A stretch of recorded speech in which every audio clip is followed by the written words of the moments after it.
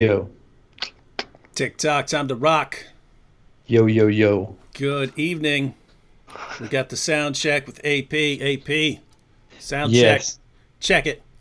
Check, check, check, check, check, check, check, check, check, check, check, check, check, check, check, check, check. Okay. All right. So, Good. That was good. good evening, good That afternoon, was good morning to everyone who's watching from all around the world. I'm your friendly neighborhood philosopher, David Wood. With me now, two special guests. We've got the Marvel team up here. Christians, atheists, everyone united under the banner of "We do not want to be controlled by that." whatever else happens, we do not want to be controlled by one certain thing, and so that unites. Think about that. See, Islam is actually uniting people Yeah. against it. That's some interesting stuff. All right. I'm sure most of the people here know both you, but just in case we have someone who doesn't, AP, why don't you give an introduction? I am apostate prophet. That's my real name. Just kidding. That's not my real name. It's my real name is Ridvan Aydemir. I'm the apostate prophet. You should know me. If you don't know me, then you shouldn't be using YouTube.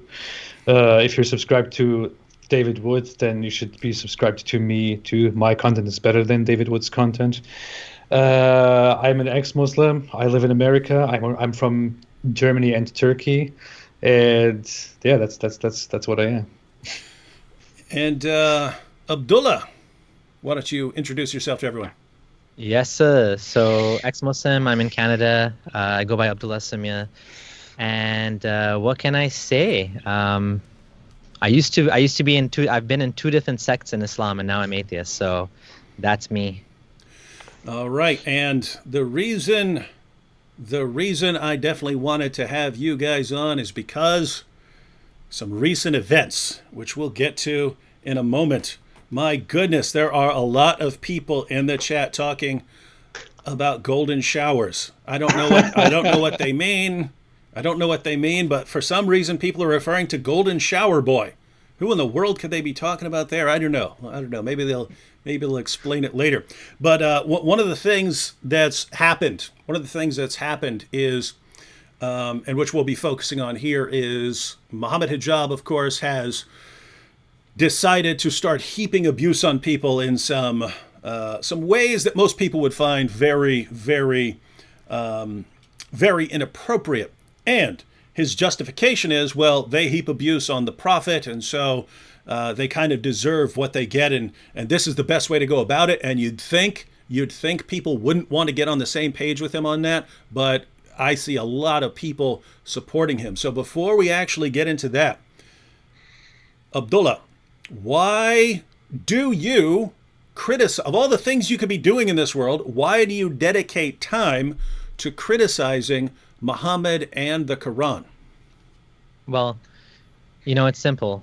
Islam has a lot of very bad ideas in it. I don't think it's a motherload of bad ideas, but I definitely think there's truckloads of bad ideas in Islam. When it comes to women's rights, it comes to the rights of minorities, when it comes to freedom of religion, freedom of expression, there's just so many things. And, I've seen two different sects in Islam. I've seen Ismailism, which is a very liberal sect, 5% of the population, something like 5 million in the world.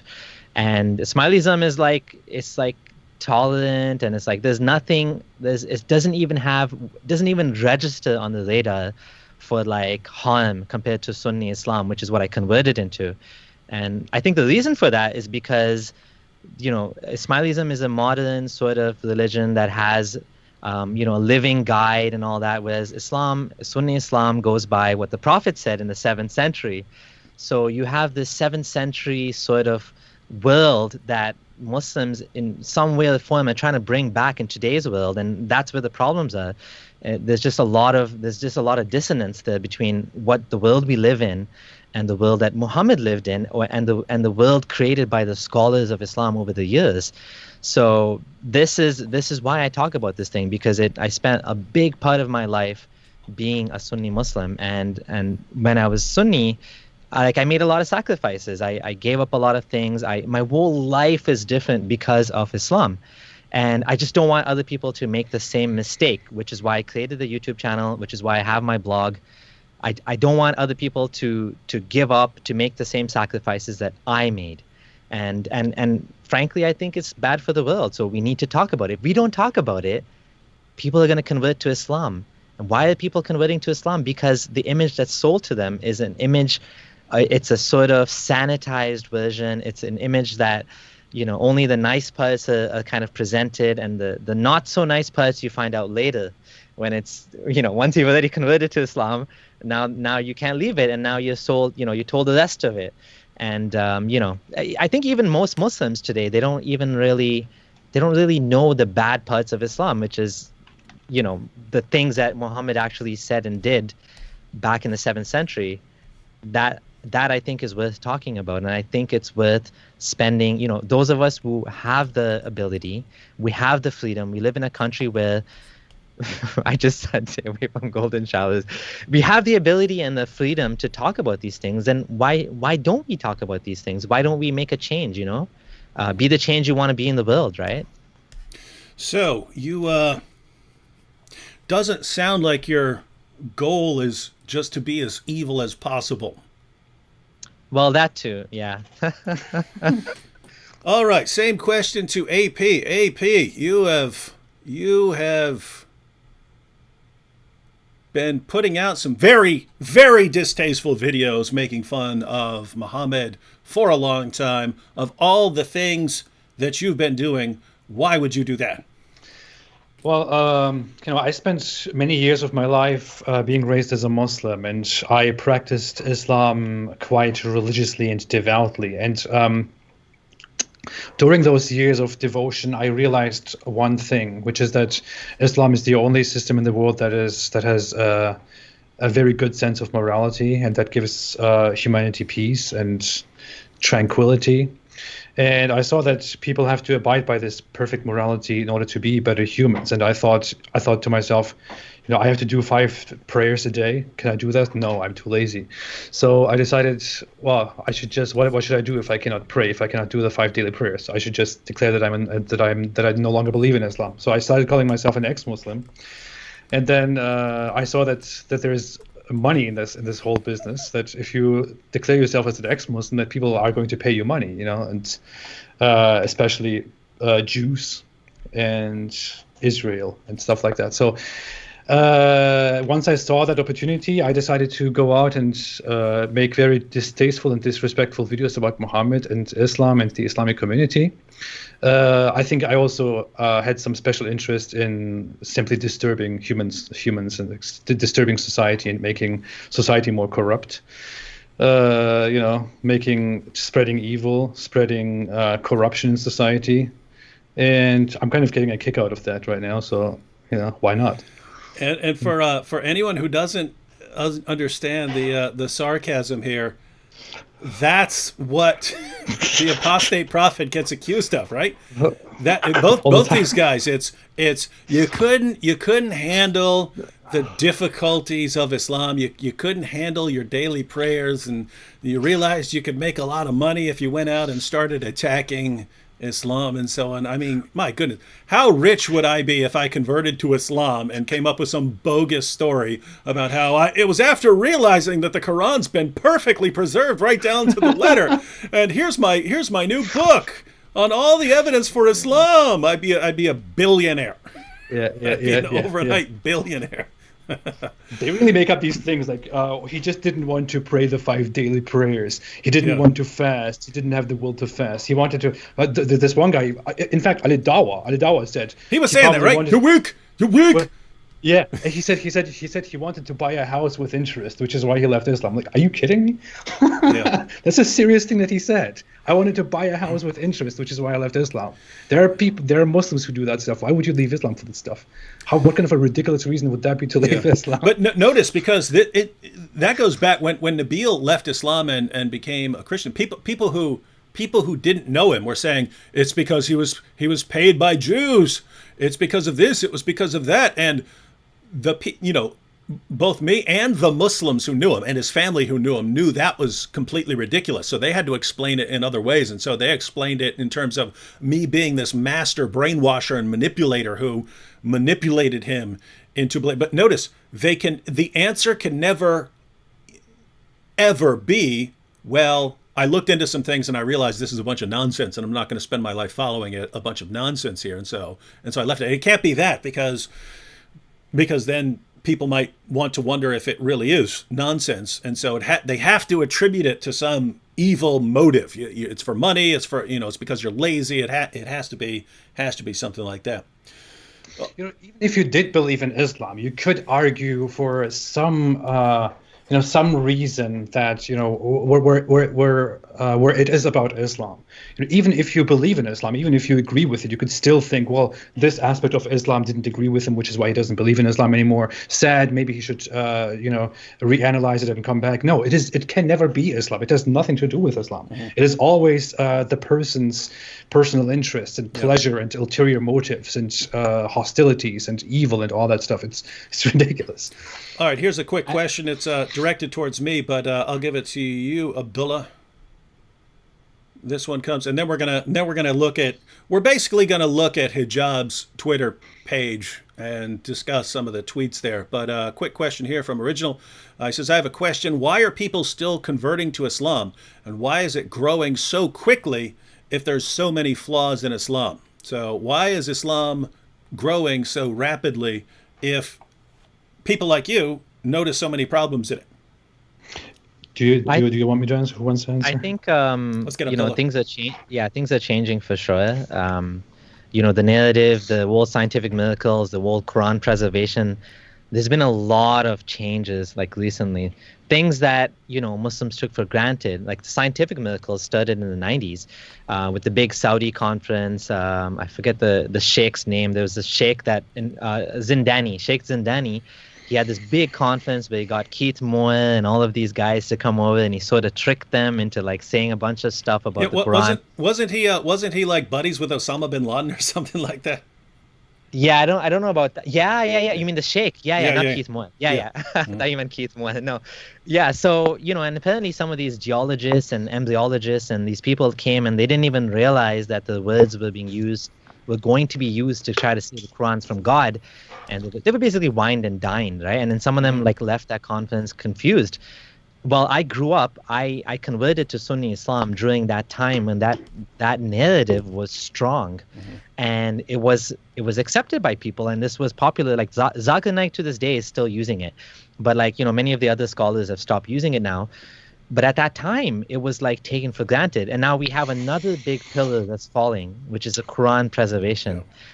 The Quran preservation that everybody took for granted, that when I grew up, it was just like taken for granted. Every dot, every letter, every, syllable, everything is exactly the same from the time of Muhammad until now. And now we're starting to get a little bit of honesty from some of the scholars, and then obviously backtracking, and then, a little bit of honesty and then more backtracking. Yep. That there is holes in this narrative. Sure are. So I think there's a lot of dishonesty that's still there. I think there's a lot of misinformation. And things are going to change. But also, I think it's people are looking, some people just have holes in their lives or whatever. And I don't really understand. Like, if you're coming from, like, Christianity, for example, or any other religion, and I don't understand why people want to, maybe they just want something different. They can't find the goodness in their own community, in their own, like I talked to one guy just like that, where he was in Europe, and he's like, and he was Christian, and he became Muslim, and he almost became Muslim. And I asked him, like, why did it appeal to you? He's like, well, I saw a lot of arguments for one God and this and that, and that's what was presented to him. So he kind of went online and he saw like Hamza Sortis and these guys and how they make these like logical, deductive arguments for one God and whatever, and he was convinced by that. And so he began, and then when he saw my content and some other, ex-Muslims, he started to see the problems in Islam, and now he doesn't know what to do.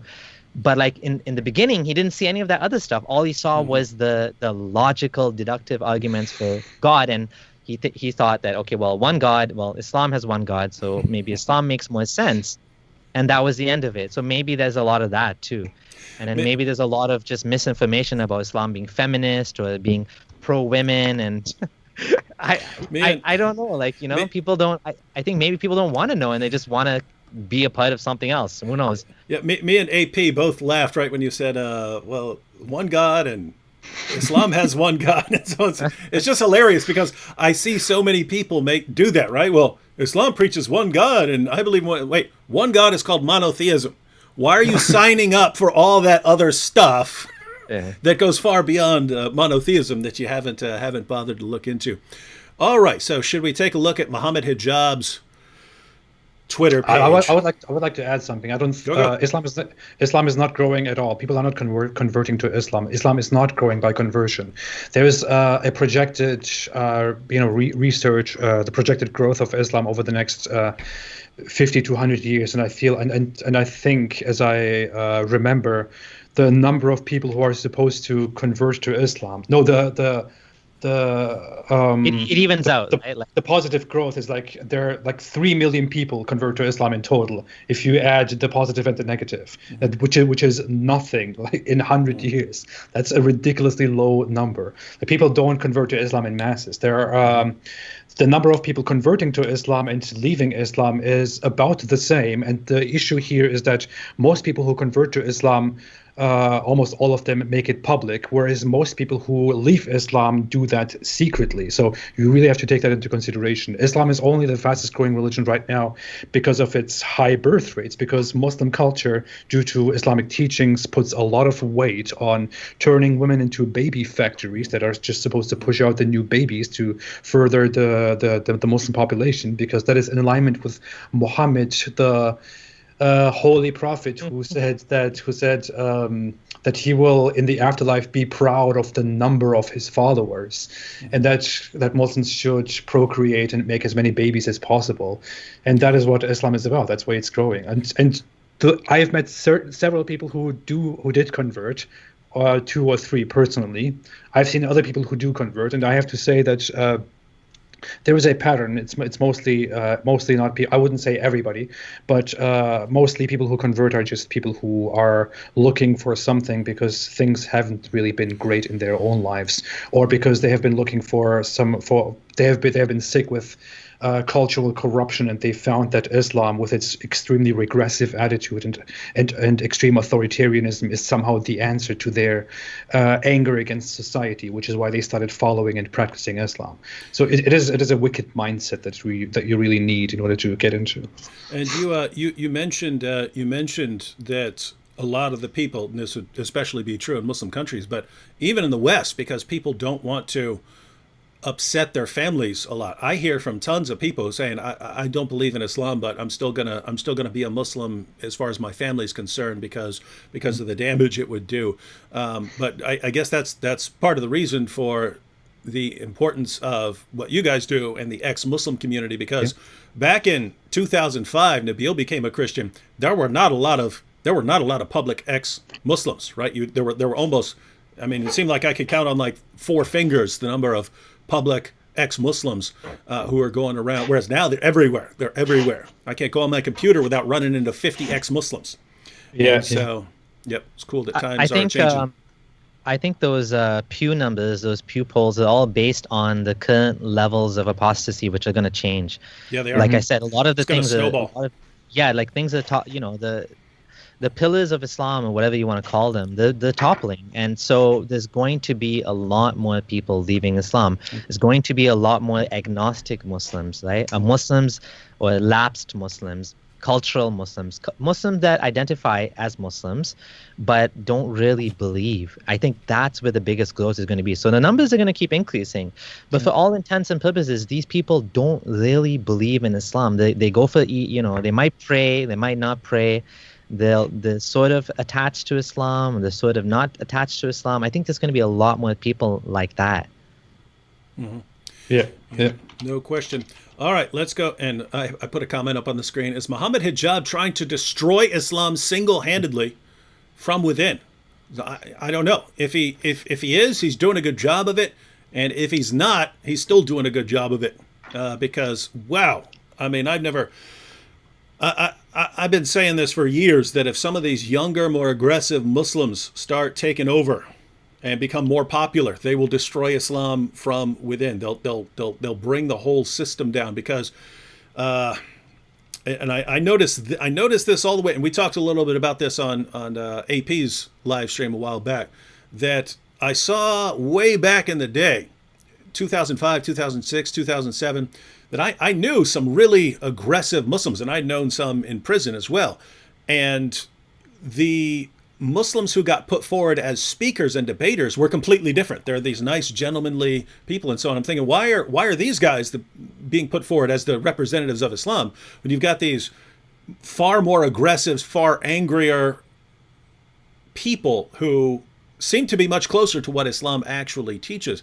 And realized back then, man, if those guys could ever become the public examples of Islam, it's going to change people's perception, and maybe people wouldn't be so resistant to the idea of ever criticizing Islam. Maybe people wouldn't say you're a racist if you criticize Islam if they find out it really does call for these things, if it really does call for the killing of apostates. We're not just making that up.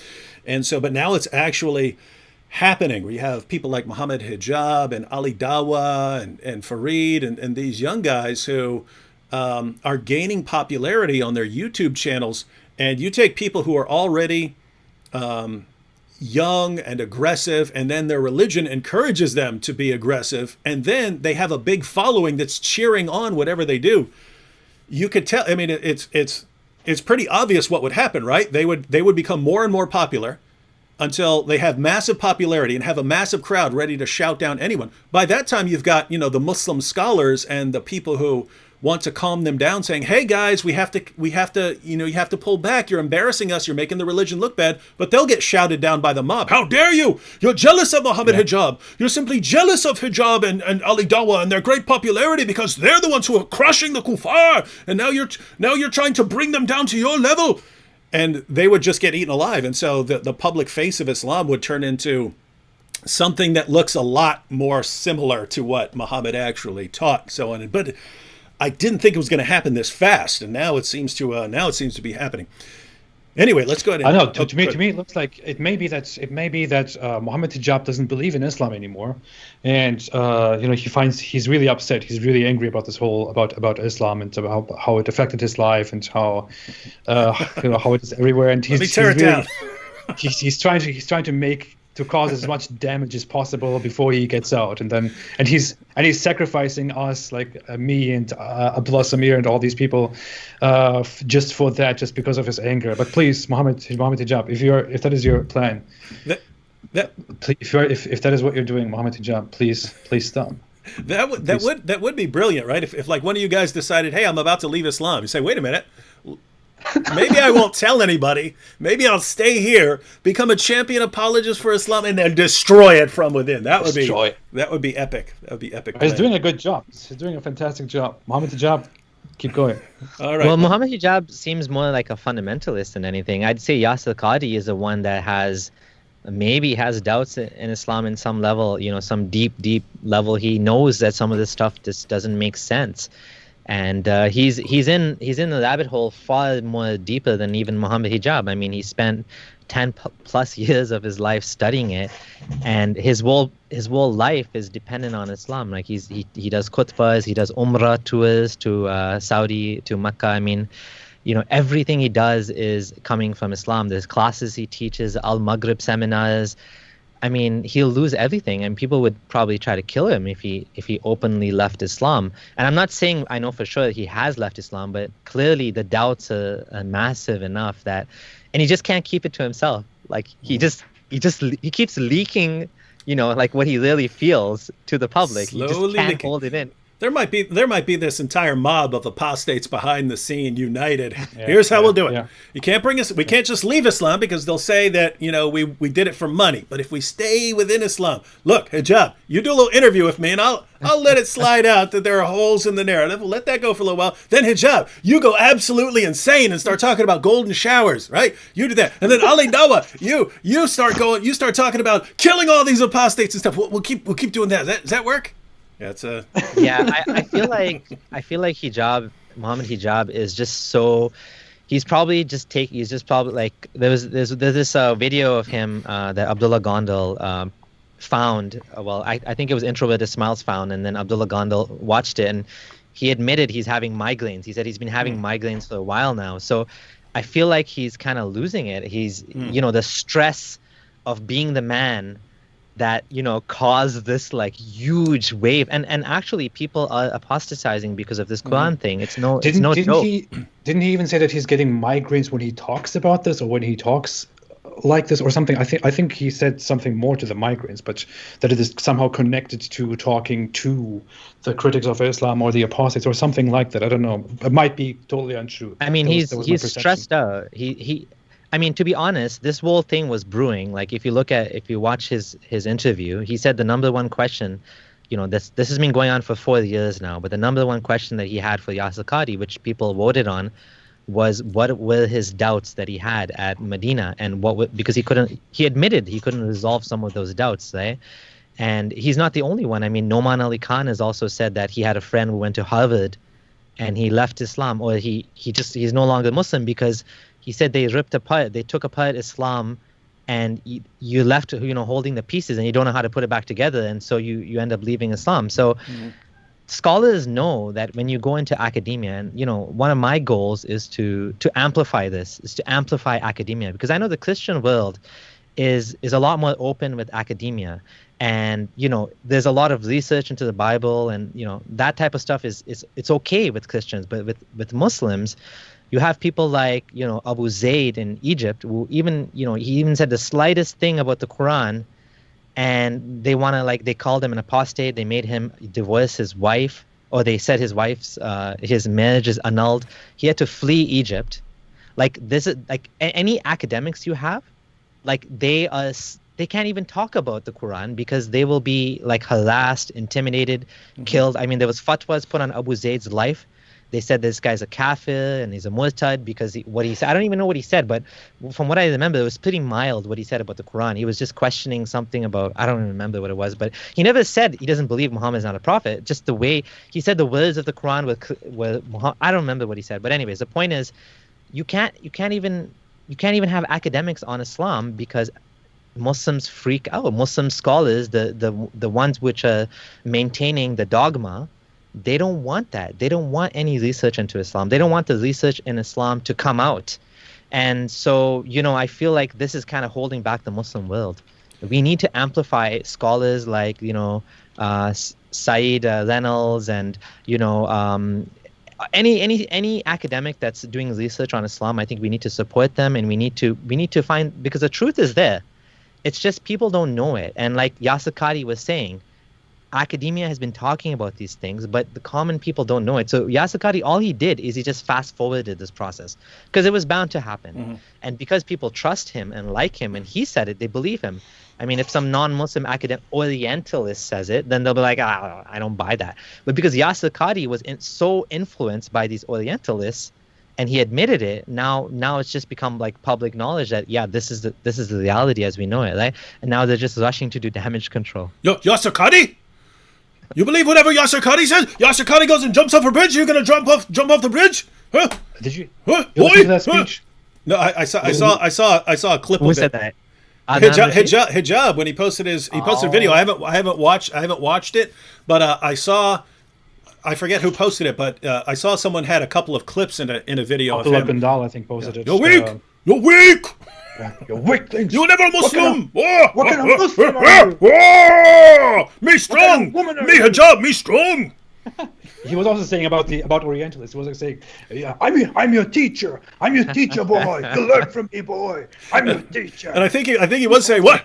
You're gonna jump off a bridge because Yasir Qadhi jumps off a bridge?" He was saying something like that. It was hilarious. It's like you don't get it, dude. It's Yasir Qadhi has no reason to make up. I mean, if Yasir Qadhi is aware of the manuscripts of the Quran and he knows perfect preservation right down to the letter, if he knows that, there's no reason for him to make up and go, "Oh, nope, I can't talk about this. This is a really bad topic that we should never be discussing in public." He would just say, of course. You have these liars. You have these liars at Yale, and you have all these lying scholars and so on, but we know the Quran's been perfectly preserved, but not what he's saying. So there's no reason for him to make up holes in the narrative. And so that's why people realize, wait a minute, we got a problem here. All right, let's go ahead and take a look at Mohammed Hijab's Twitter page. And we'll start seeing what's going on here. Teacher boy. Refute you.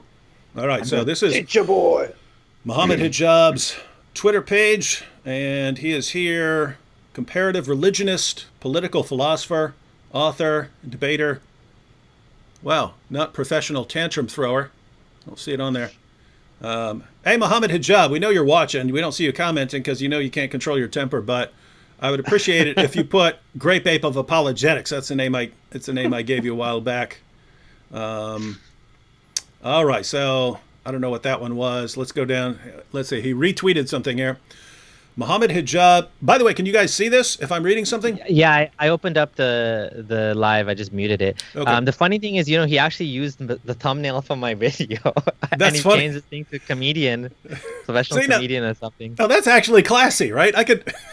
Sometimes I think he might actually be funny and not this, super angry person. But so Dilly, he retweeted something here. Dilly Hussein, question: who or what is an open enemy of Islam and by extension the Muslims? Answer: any individual, group, or entity who publicly defames, mocks, and attacks Islam and Muslims without any willingness to sincerely engage. Wrong. Now notice. Even though Abdullah, you probably mock the least. I think I might mock the most. AP is trying to catch up with the level of mockery that I produce, but this specifically says who mocks, defames, attacks Islam without any willingness to sincerely engage. I think we do sincerely engage, don't we? We all do. It doesn't matter, This guy is completely misrepresenting the position here. It has nothing to do with wanting to sincerely engage. It has absolutely nothing to do with it. If you are an opponent of Islam, if you criticize Islam in any way, that means you are an enemy of Islam. That's all that needs to be said. That's the entire definition of it. If you oppose Islam, then you are by definition, according to Islam, an enemy of Islam. All the mockery, satire, jokes, and all that, none of that matters at all. That's all just an excuse. Yeah, I was getting plenty of death threats when I was not mocking at all. I was just giving straightforward information and debates and stuff like that, and that was too much. That was too much for them. But I mean, my goodness, recently, the thing I've been doing most in live streams is inviting Muslims on, giving them massive amounts of time, giving them 10, 15, 20 minutes. Several days ago, I gave Dr. Shuaib Syed, who's a speaker for Peace TV and a bunch of other organizations, I gave him an hour and 20 minutes, which he used almost entirely to attack the Bible. And so I don't know how you say, hey, we're not seriously engaging here when we're putting our arguments out there. We're inviting criticism. We're inviting feedback. What are you laughing at? What, did you see a comment? Did you see a funny comment? No. It says political philosopher. Oh, yeah. Most brilliant scholar in the world. Oh, you're a political philosopher. Are you kidding me?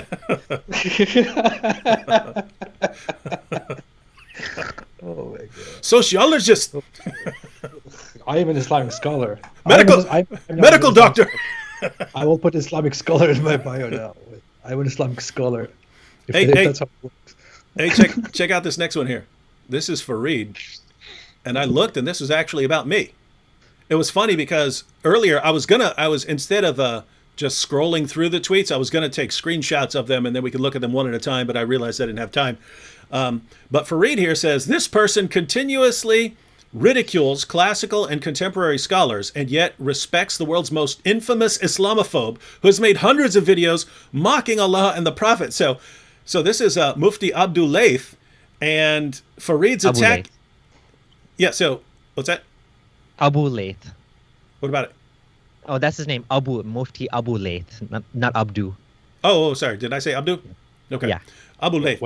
So the Mufti here, he so anyway, I saw Mohammed Hijab retweeting this, and so Fareed says he's attacking the Mufti for saying he respects someone who's the most infamous Islamophobe in the world. And I was like, oh, cool. Who's the most I was like, who is he talking about here? So I clicked on it. It's like, and it's the Mufti here saying, I respect David Wood. He hasn't disrespected me and so on. And so it's funny that now I get to make a video pointing out that I am the world's most infamous Islamophobe, according to both Fareed and Mohammed Hijab, who retweeted this. I want that title. I want it. You're gonna have to do some work. You're gonna have to take down the big Doug. I got Fareed and Mohammed Hijab voted for me. I should go buy myself an award to be holding up. You should. You should. I should give an acceptance speech. Oh. All right. You should do that. You should actually You should make a video. You should make a video. The next video. Within the next few days, make an acceptance speech for that award. Do it. Do it. All right. We want to get to some of these comments where you guys come in. Here we go. This is one of them right here. This isn't specifically about you, but this follows a bunch of attacks on you guys here. But he says, let's see. Let me see if I can zoom in on this a bit. Right there. So he says, I call upon all of the Muslim Twitter soldiers to work within the full scope of the law to create maximum damage to the cause of Apis and his public figure with a censored. They are demoralized and on the ropes. Do not let the weak-minded Muslims deter you. Finish them. Finish them!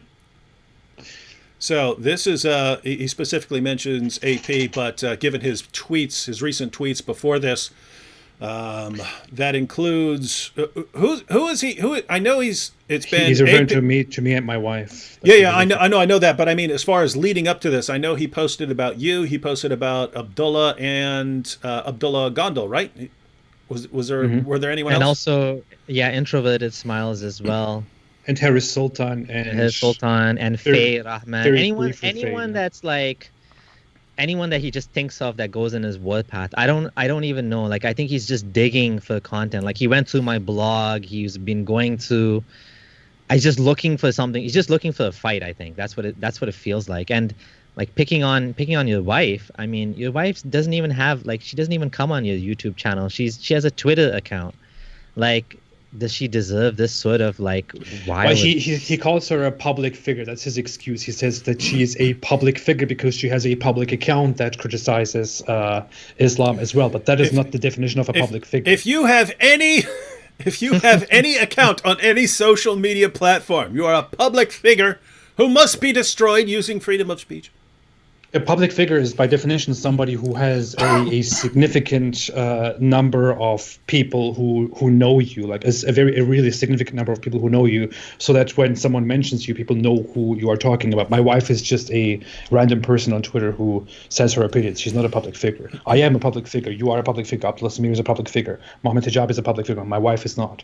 He's making this excuse and attaching public figure so that he doesn't get in trouble, but it doesn't protect him because that's not how it works. He will get in trouble for this. And notice the silliness here, right? It's we criticize Muhammad for a reason, right? This guy calls for our violent subjugation. We're all dead. We're all dead according to Muhammad. We're all dead because we criticize Islam. You guys have an additional death sentence because you're ex-Muslims. So everyone on this live stream right now is under a death sentence. Islam calls for the violent subjugation of the entire world, calls for a lot of horrible things. And so when we criticize Islam, it's like Muslims are saying, yes, there's this ideology that calls for your violent subjugation, calls for your death, even according to Ali Dawah. It's a guy who had sex with a prepubescent girl and took the wife of his own adopted son and bought, owned, sold, and traded black African slaves and did all of these things. But don't you dare criticize him. If you criticize him, it's just because you're evil and will go after your wife. And that seems to be the reasoning there. So notice if your AP and Abdullah, if your wives were calling for the violent subjugation of the entire world, we're calling for people to be slaughtered, and we're winning millions and millions of followers to go out and kill and slaughter for them, and Hijab said, well, we must criticize these women. I would say, yeah, you do. You should, because of their horrible teachings. But it's more along the lines of they're attached to you guys, and therefore they're fair game.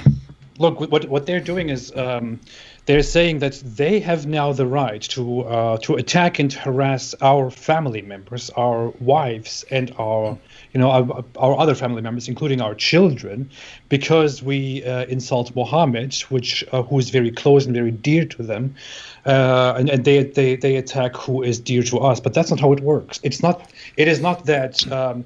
Completely putting aside the fact that Muhammad the Prophet is this big religious figure who did a lot of atrocities to the world, insulted all of us, and all that. Aside from all of that, what is happening is not that we insult their values and their beloved figure, which is why they can now insult us and our families. What's happening is that initially Muhammad insults all of us, calls us lower creatures, calls us names, calls us worst of creatures, lower than cattle, and calls for our death.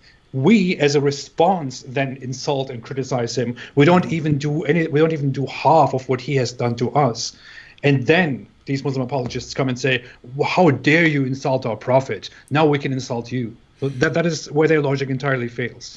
Yeah, and that's an important point, because I say that when people say, "Well, why do you criticize Muhammad?" Hey, Muhammad criticized me long before I heard who he was. Yeah.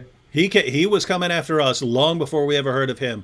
And what you guys are saying, what Muslims are telling us is, yes, here's this system that calls for the annihilation of your civilization and says that you guys will be killed and that your wives will become the sex slaves of followers of Muhammad, but you need to just not speak about it. When here's the craziest part, as far as I can tell. You've got, if anything in the history of humanity deserves criticism, I would say it's this.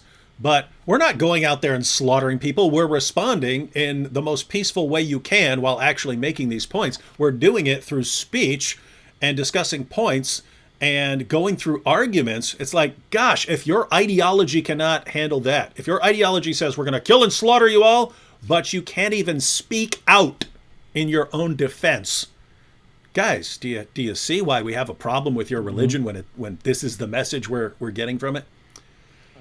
All right. Any other thoughts on this? Oh, go ahead. Yeah, like some of the people out there, like, for example, Mufti Abu Layth, he's not even criticizing Muhammad. He's criticizing the let's say the perspective or the image that has been created about Muhammad through, let's say, the Hadith. And he's more liberal and he rejects a lot of the Hadith, and he says these, like, Bukhari is fabricated and there's a lot of nonsense in there. And even he is considered a kafir, a disbeliever, and a murtad, like an apostate, just for not criticizing Muhammad, but just for saying the Hadith is not true. Mm-hmm. So it's like the standard, or it's just too easy to fall into this. Like, you don't even have to say anything about Muhammad. You can even just say that I don't believe that was Muhammad, and still you be considered like an enemy of Islam. Like Abu Zayd, like I gave the example Abu Zayd, and the live stream we did with Gondal on blasphemy, there was a bunch of Quranists that they were given jail sentences because they're Quranists and because they said you can't trust the Hadith. And it's just crazy. It's like, never mind criticizing Muhammad, even if you criticize the idea that Muhammad that is not really Muhammad, even that's like, that's taboo. That's considered off limits in some parts of the Muslim world. Yeah. Well, we've even seen from Qadi. If you simply say that there are holes in the narrative, they're coming after you. And so can you imagine the pressure to conform, where any divergence from any point, even if it's obviously false, even if you've looked it up, and Yasser Qadi was saying, when he's talking about what Western scholars will point out to you, he says, and they're right because they're quoting your sources.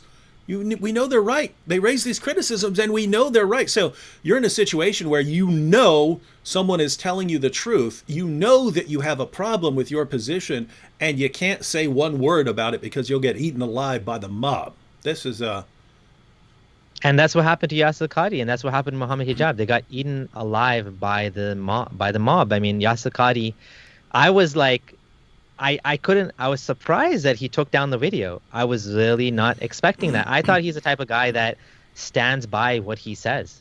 And especially when it's like already all over the internet, it's kind of too little, too late. But I mean, the mobs, just imagine, like, this guy kept his video up for as long as possible. Mohammed Hijab, backtracked first.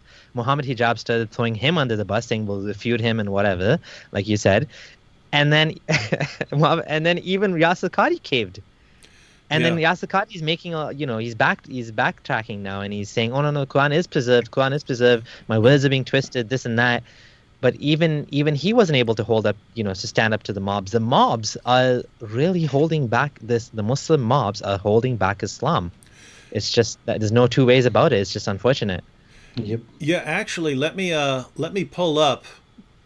I had it here before in a previous live stream. I think when I was on here with Jay Smith, but after Yasir Qadhi did his interview with Mohammed Hijab, and then there was this sort of immediate backlash, and a bunch of people started using clips of the video of him saying holes in the narrative.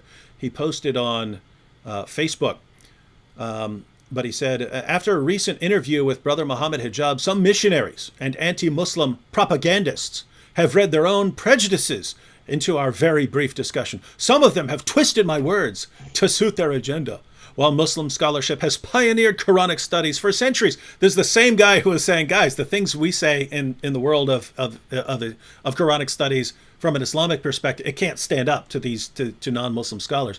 He says, while Muslim scholarship has pioneered Quranic studies for centuries and continues to do so, the fact remains that we all agree on the demonstrably proven fact that the Quran has been preserved in its entirety, word for word, and that we believe that all 10 of the recitations of the Quran and so on. But notice it's this, what's going on here is, I think, a pretty close parallel to what's happening with Mohammed Hijab. And Abdullah, you already mentioned this. It must really suck to know that you're the cause of people doubting Islam, right? That has to be rough.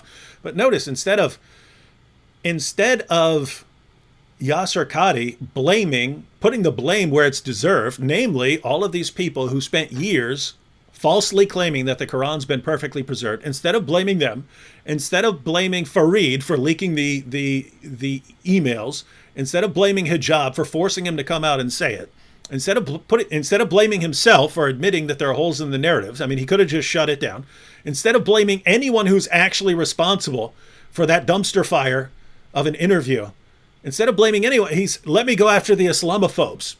And the reason for that is to try and win back these people who are coming after him. Hey, don't come after me. Don't come after Yasir Qadhi, because I'm the one who's going to go out and refute these Islamophobes. I'm going to go out and refute the Islamophobes.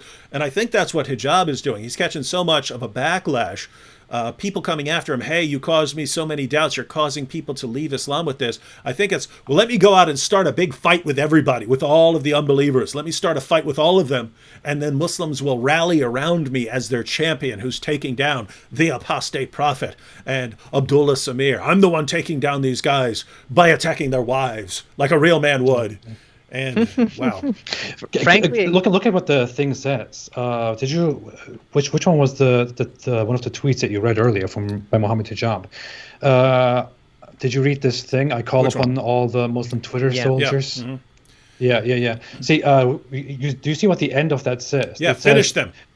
They are demoralized and on the ropes. Do not let the weak-minded Muslims deter you. Yeah, someone's demoralized here. I don't know if it's the Islamophobes. But what he really thinks, or what this text means he thinks, I don't know if he's really that stupid, but he really thinks that this is an effective way to make us submit to this mob and to stop criticizing Islam, to give in and stop criticizing Islam. He actually tells his audience, he actually makes his audience, his followers, believe that in this way they will cause harm, they will cause damage to us, and we will be demoralized and we will stop doing what we're doing, which is very strange. I have prepared many more topics that I want to do now, and I've kind of changed the direction that I was going with my videos, and I want to do some more mockery of Muhammad this week. What I want to do as a response to this is not to step back, but to come even stronger. So it really looks like he believes this is a way to end us by just trying to mob us, trying to bully us into submission. That's not how it works. I have no idea what people think you're doing. No, And the problem with that thinking is anyone who can be bullied and intimidated, and there are people like that, right? If you heap abuse on them, then they're going to back down. They're going to go do something else, right? You find this in a lot of things that go on in the culture. As far as if you get shouted down on Twitter and you get enough dislikes, people are like, oh, well, I can't say that anymore. Well, the people who are involved in criticizing Islam, the weak people who can be manipulated in that way, they've already been weeded out. They're not here anymore, right? The people who are here respond to, if you're coming at them, they come back. And in our case, in my case, you could come up and shoot me. I'm going after your prophet, right? I'm not coming after you. I'm coming after your prophet. So the more you come after me, the more I go after your prophet. And so, yeah, he really seems to think here that, hey, if I heap enough abuse on these people and bring their family members into it, and I just shower them with abuse, well, they will come to realize that they'd better not do that to Muhammad. When in reality, it's more like, oh, you want to get dirty, do you? You want to get dirty? You want to get dirty, Hijab? Hey, Hijab, you want to talk about golden showers? You want to talk about golden showers, Hijab? Hey, I got a Quran here. You want to talk about golden showers, Hijab? You want to start a golden showers of the Quran channel? Is this where you want to go, Hijab? Do you really want to go this route? That's more how things are, right? You want to escalate? We can escalate. We can escalate. We can blow the roof off this place without escalation. All right, go ahead. Something disturbing. I really don't want to say this, but I feel like I'm going to share something disturbing, just a disturbing idea. I personally found it disturbing. I don't know. But since these people think they can simply, mob us into submission, I was really, Ali Dawah did say stuff about marrying off his 9-year-old daughter. Yeah. I recently, I was going through things. I don't know.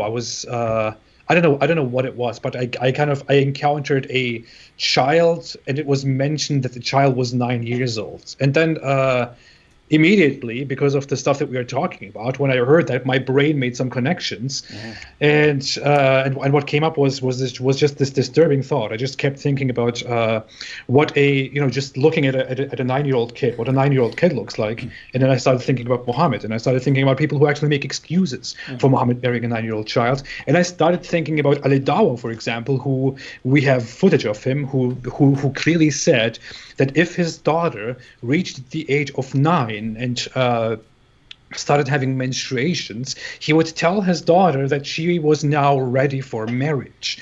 And he said he thinks this is not very absurd and not very bad, because he wouldn't force his daughter to marry, but he would just only tell her that she's now ready to get married if she wants to his 9-year-old daughter.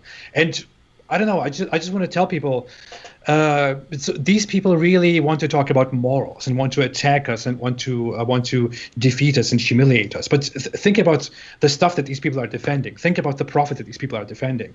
Think about how when you see a 9-year-old child, a 9-year-old girl, think about Mohammed and think about Ali Dawah. Mohammed had sexual intercourse when he was older than 55 with a girl who was 9 years old. Ali Dawah is someone who lives today in 2020, who tells people, if my daughter reaches the age of 9, I will tell her that she's ready for marriage. Ali Dawah actually says that he would be willing to marry his daughter off when she is 9 to an adult, to an older man, and allow that older man to have sexual intercourse with his 9-year-old daughter because she is now ready for marriage. He would be fine with that. And he would be morally fine with that. You could put it together with what he said elsewhere recently, that, and if you have a problem with that and you condemn it, well, you're an apostate now, and we're going to kill you in Islamic State. Yeah. Wonderful. If you condemn that, you are an apostate, and you will be killed for that. You should just accept the idea that a 9-year-old girl, a little child, should just be in a sexual relationship with an old man. And if you find that disgusting, if you find that awful and horrible and immoral, then you should be recognized as an Islamophobic apostate who probably deserves the death penalty under his ideal state, which he apparently is completely allowed to say with his checkmark on YouTube. Abdullah? I wonder if this is just like something he's saying, but if he actually had a daughter, he would reconsider. Like, I know that, hope so. like when you actually have a kid, you have this like very strong paternalistic feelings, especially as a man, as a father to his daughter. And he might be saying these things now, but we know that in the world, the most common reason for child marriage is actually poverty.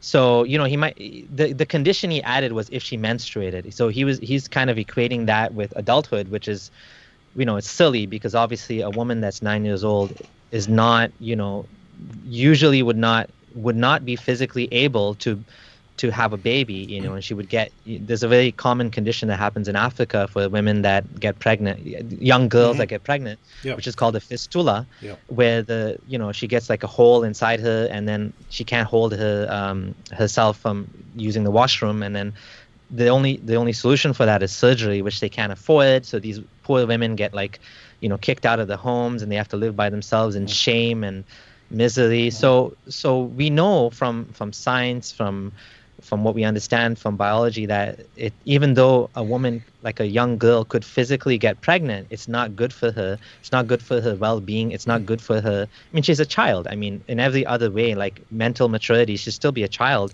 even if she can. And maybe at some point in our evolutionary history, like, we needed to have kids young so that we would survive, and a human species would continue to exist in very harsh conditions. But we're past that now. We want to improve the lives of young women. We don't want to, they're not chattel to make babies, right? And I wonder if Ali Dawah, if he really reflected, if he actually had a daughter, but at the same time, I mean, who are the ones doing the the FGM? It's usually the women, right? It's usually the Muslim, the women, the older women are usually the ones who do FGM to their daughters, not the men.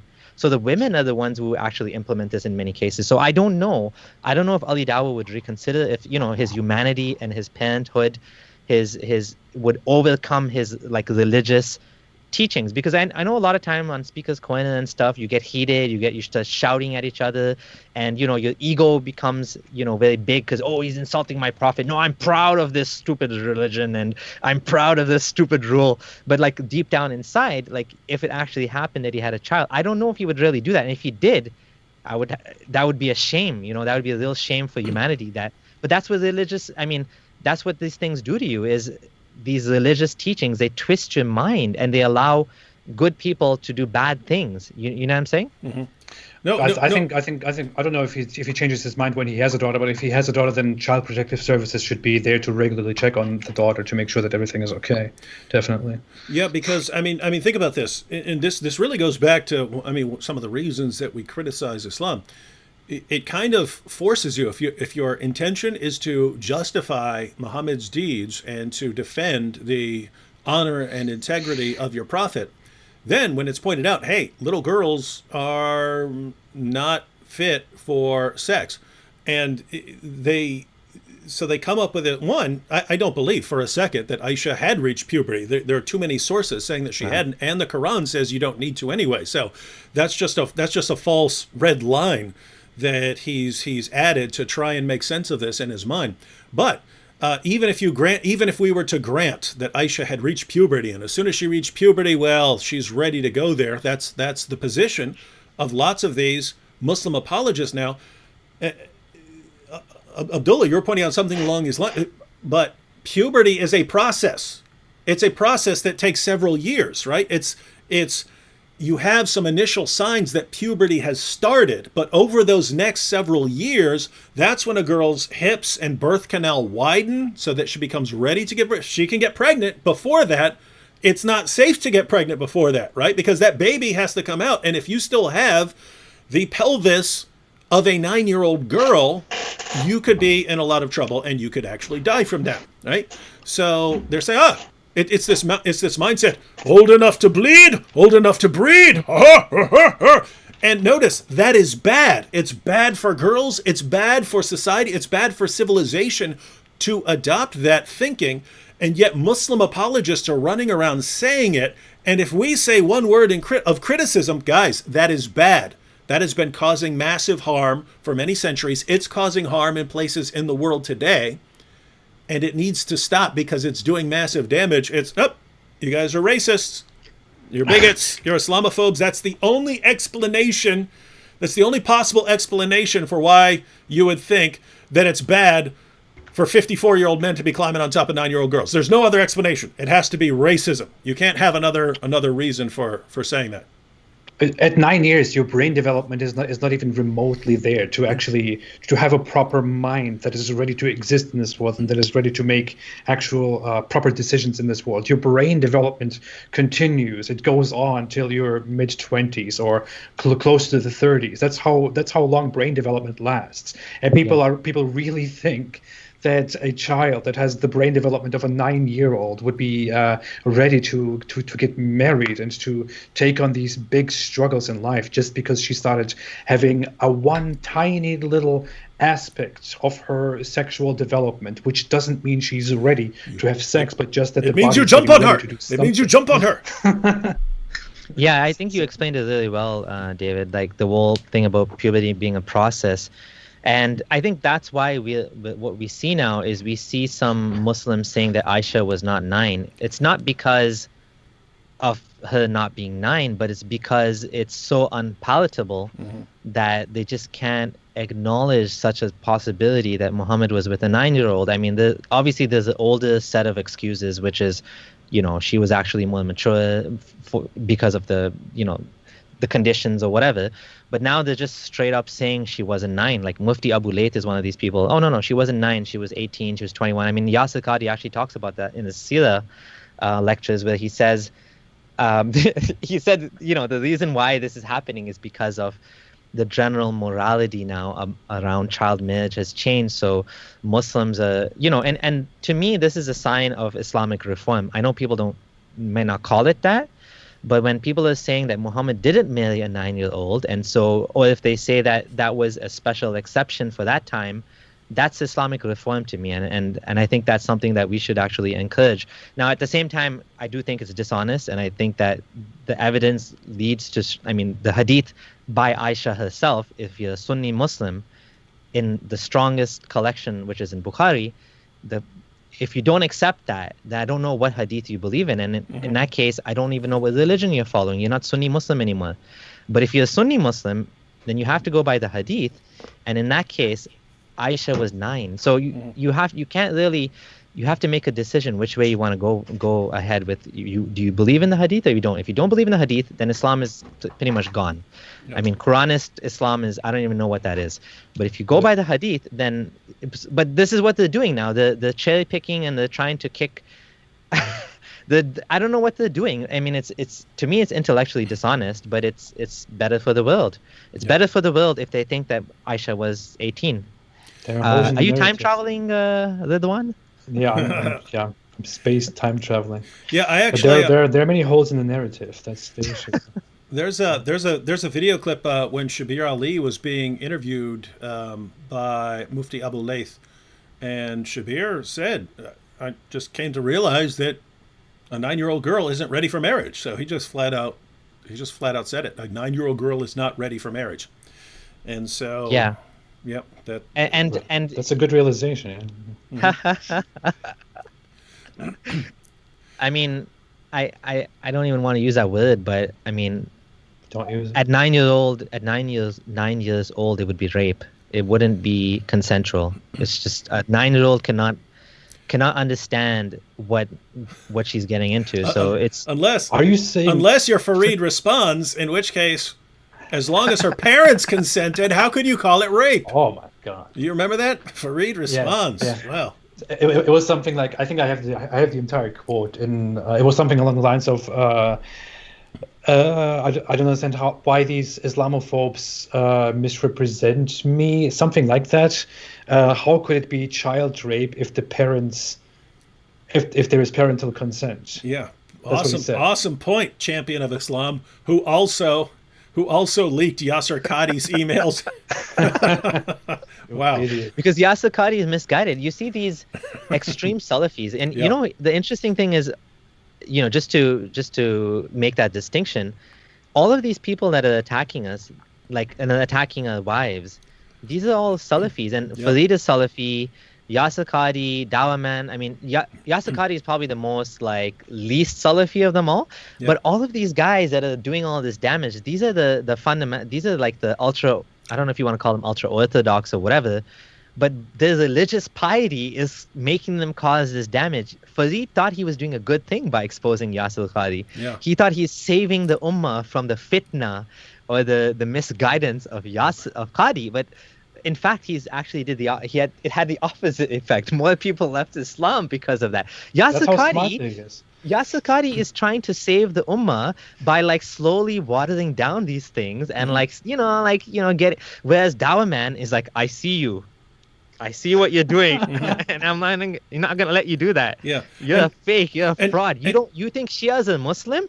You fraud. You need to go back to how you were back in University of Medina when you said those Kafir, Shia, Rafidis. They say Rafidi, which is like an insulting term for Shia.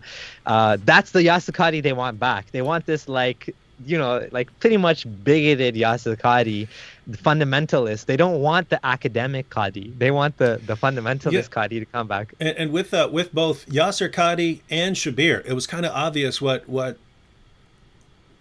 they want to do, right? They're understanding that Muslims are massive. Your average Muslim is completely out of touch with some basic facts, and that it's the non-Muslims who are exposing them to these facts, and that people are going to leave Islam over this unless we start easing them into reality. And so they wanted to start easing them into the idea that there are some different versions of the Quran and so on, and then people just jumped all over them. It's no, you have to just keep Muslims completely isolated from ever seeing any of this. You can never acknowledge that it's there, and you have to shout down anyone who points out the facts and how they completely contradict what we're saying.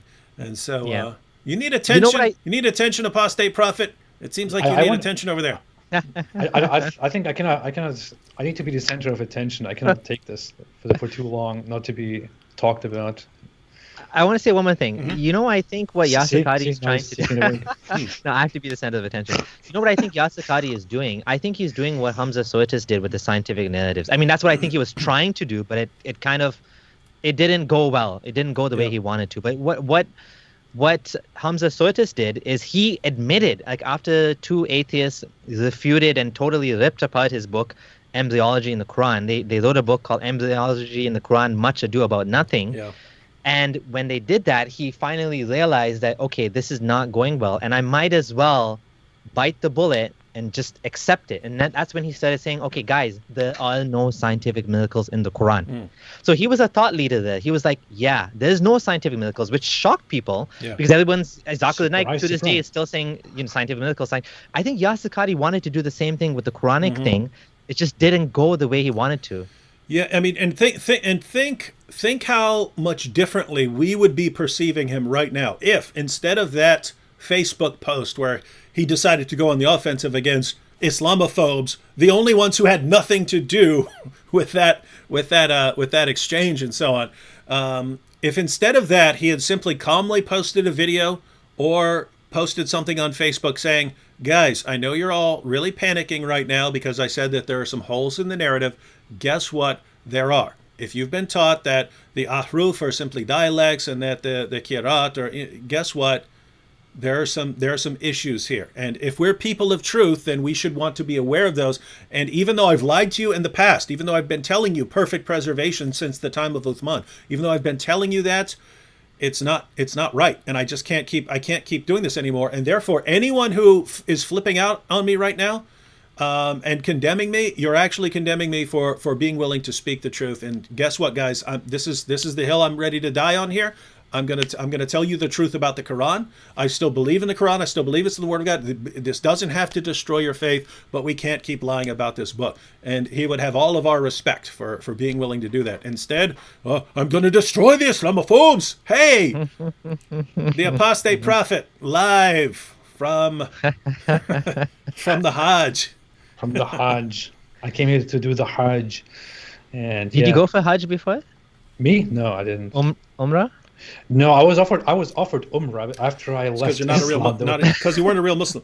I was never a real Muslim to begin with, so I couldn't have gone. But it was so after I left Islam, there was this my boss, who was a very rich guy, wanted to do this thing. He wanted to organize Umrah for several people that he thought were good people who should go to the Umrah, and he offered it to me, and I was like, no. He was like, come on, it will be good, it will be great, we will be all together. I was like, nah.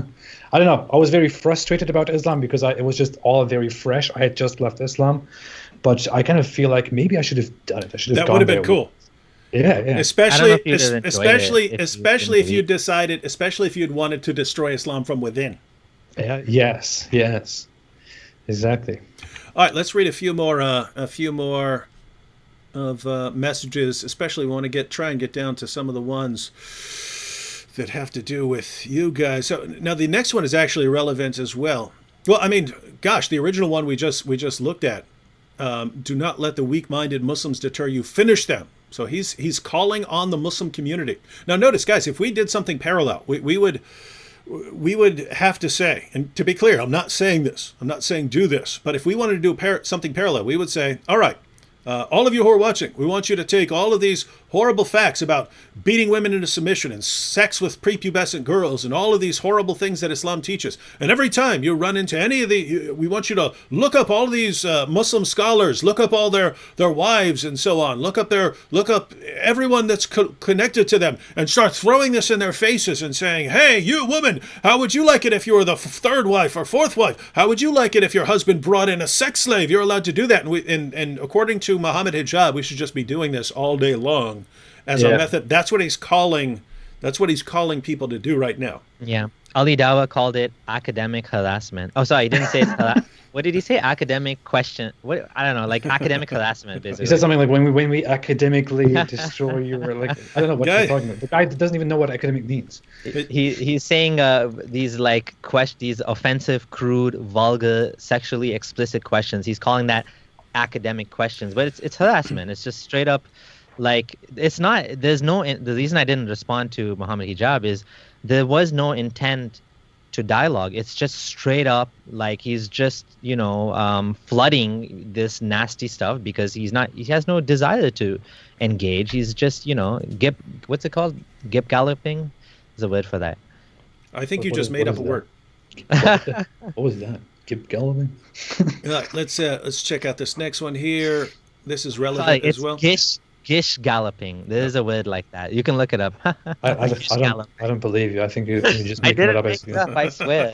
Rational Wiki has it. Rational Wiki. Yes, as everyone knows, this is slubglobbery. It's in the dictionary. You have a good collection of pictures of the Kaaba. Like, you must secretly be a Muslim, Ridwan. I am. Yeah.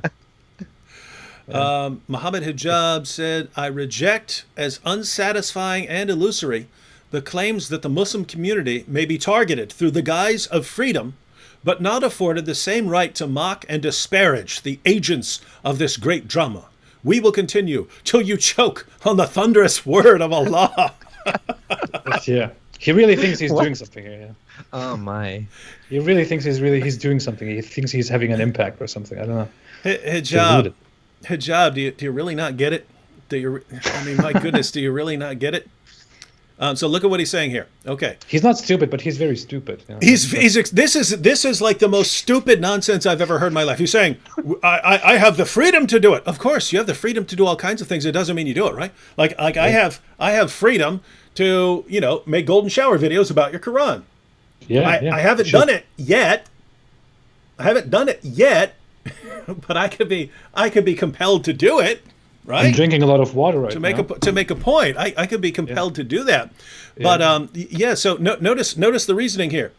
Well, if you guys have freedom of speech to criticize a guy who had sex with a prepubescent girl and called for the violent subjugation of the entire world, and convince people to follow him by promising them an eternity of deflowering virgins, if you have freedom of speech to do that, then I have freedom of speech to mock and insult your wives. Well, guess what? You do have freedom of speech to mock people. You do have freedom of speech to attack people's families. You do have, not physically, but you do have freedom of speech to do these things.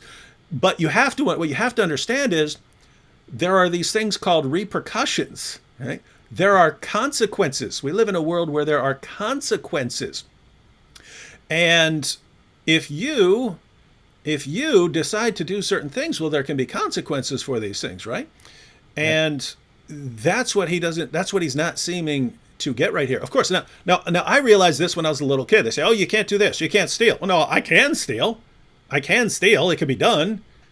It's just if I get caught, then something will happen to me, right? So as long as I'm willing to accept that thing that might happen to me, well, no problem, right? So I can do it, right? And so yes, you can do it, and as long as you are willing to bring much greater abuse upon your prophet and upon your book, then of course you can do it. Of course you can do it. No, there's nothing stopping you from, constantly attacking everyone's wives and so on. Nothing stopping you if you're willing to accept the endless abuse on your book and your prophet that this is going to bring about. So I don't know why he's saying, but I have freedom of speech to do this. Of course you have freedom of speech to do this stuff. The guy doesn't understand what freedom of speech means, David. He has this problem. I saw that raised before in a different video that someone made about him, but he really doesn't understand the concept of freedom of speech. When we say that that Islam should be criticized, that we should have the right to criticize Islam, and that there should be free speech about this, by which we mean we should be able to say this without being punished for what we say. What he thinks is that. Is that you can just say whatever you want without anyone being offended by this. That's what he thinks. That's what he thinks we mean. Yeah, that's how he thinks free speech works. He doesn't understand the concept of free speech, and that's why I'm making so much fun about the fact that he calls himself a political philosopher. Because if he has any idea about philosophy and about politics, then he should be understanding what freedom of speech stands for, what kind of a philosophy that is, what that entails, what it means. But he has no clue. He doesn't understand the concept itself. I do notice that there's being pushback. Like a lot of the posts he's making. I was going to say a lot of the. We lost your video for a second, so I didn't know where you went. Oh. Okay, go ahead. I'm here. Yeah, I was going to say a lot of the tweets he's making, you'll see there's two different types of people, Muslims. One group is saying there's Muslims who are saying apostate prophet, this guy managed to make you lose your shit like this, you really need to react like this, and on the other hand. And he's defending it, and he continues to do it even more, and he's doubling down. And then you have his fans were basically, sorry about that, and then you have his fans who are saying, "Oh no, they deserve it. They attacked us, so we're gonna attack them." And I think the average age of these fans is probably 14. Seriously, the way that people drawing donkey pictures of me and saying ex-Muslim and this and that, I think these guys are actually teenagers. There's no other way to explain that these people think they're actually achieving anything by drawing pictures of us like this, and they think this is actually going to convince people to become Muslim. There's even Muslims saying, I saw a Muslim that defended me in that video that Mohammed Hijab did with Fayaz, saying this is a despicable thing you're doing, talking about this guy's so Muslims are actually and then yesterday Asadullah in his live stream, he said that think about people that are having doubts, young Muslims that are having doubts, on the fence about Islam, and then they're seeing you. He didn't mention Ali Dava, but he said they're seeing you making videos laughing about killing apostates and saying, we kill apostates. We're proud of the fact that we kill apostates. He said, what do you think these young Muslims who are having doubts are going to think? They're going to leave the religion completely, because they're like, what kind of nonsense is this? And it's true. People that are already on the fence and they see this sort of behavior, and that's what Cosmic Skeptic was saying too, that, instead of reporting this guy to the police, let's just amplify what he's saying, because he's doing our work for us. He's actually making it so clear. And instead of these things being underground, by underground, I say what I mean is, whispered at the mosque, and khutbahs, and, we should kill apostates. Not we go out and kill apostates, but that's the ruling, and we justify that under Islamic law. This is the way it should be done. It should be done.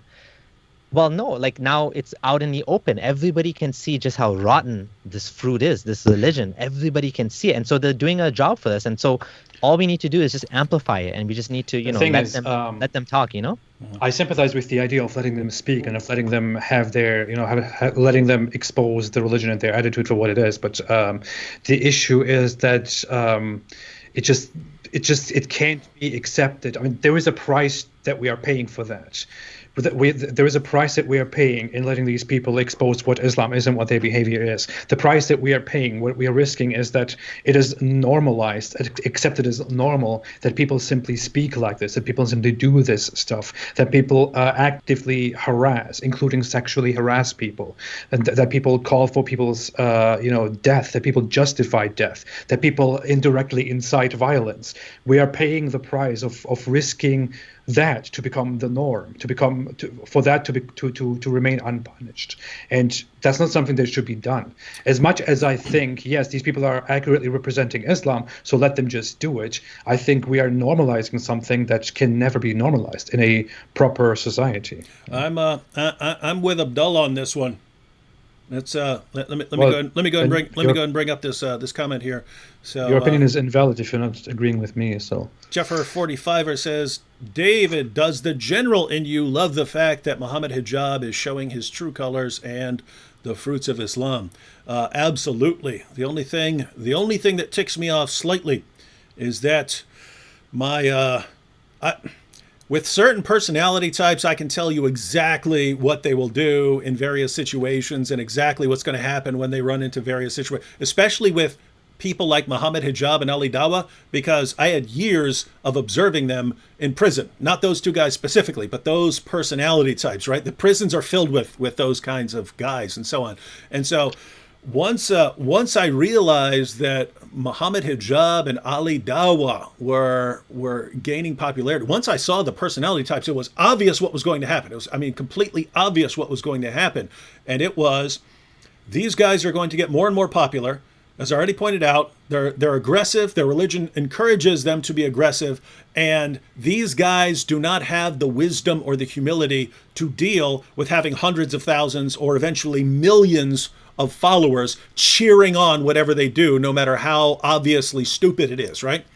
They don't have the maturity or the wisdom to deal with those kinds of things, and therefore it's going to go to their heads. They're going to keep doing more and more. They're going to get to the point where they're doing some of the stupidest things anyone has ever done, and their followers are going to cheer them on, and no one can do anything about it because their followers will then shout that person down. And what will eventually happen is, once the scholars and the more respectable apologists start trying to rein these guys in, those guys will get eaten alive by the mob. We'll have a new true face of Islam bared to the world, and people will look at that and say, all right, David, apostate prophet, Abdullah, we get why you guys are going against this stuff, and now we get it. We're not going to stand in your way anymore. Please crush this ideology, right?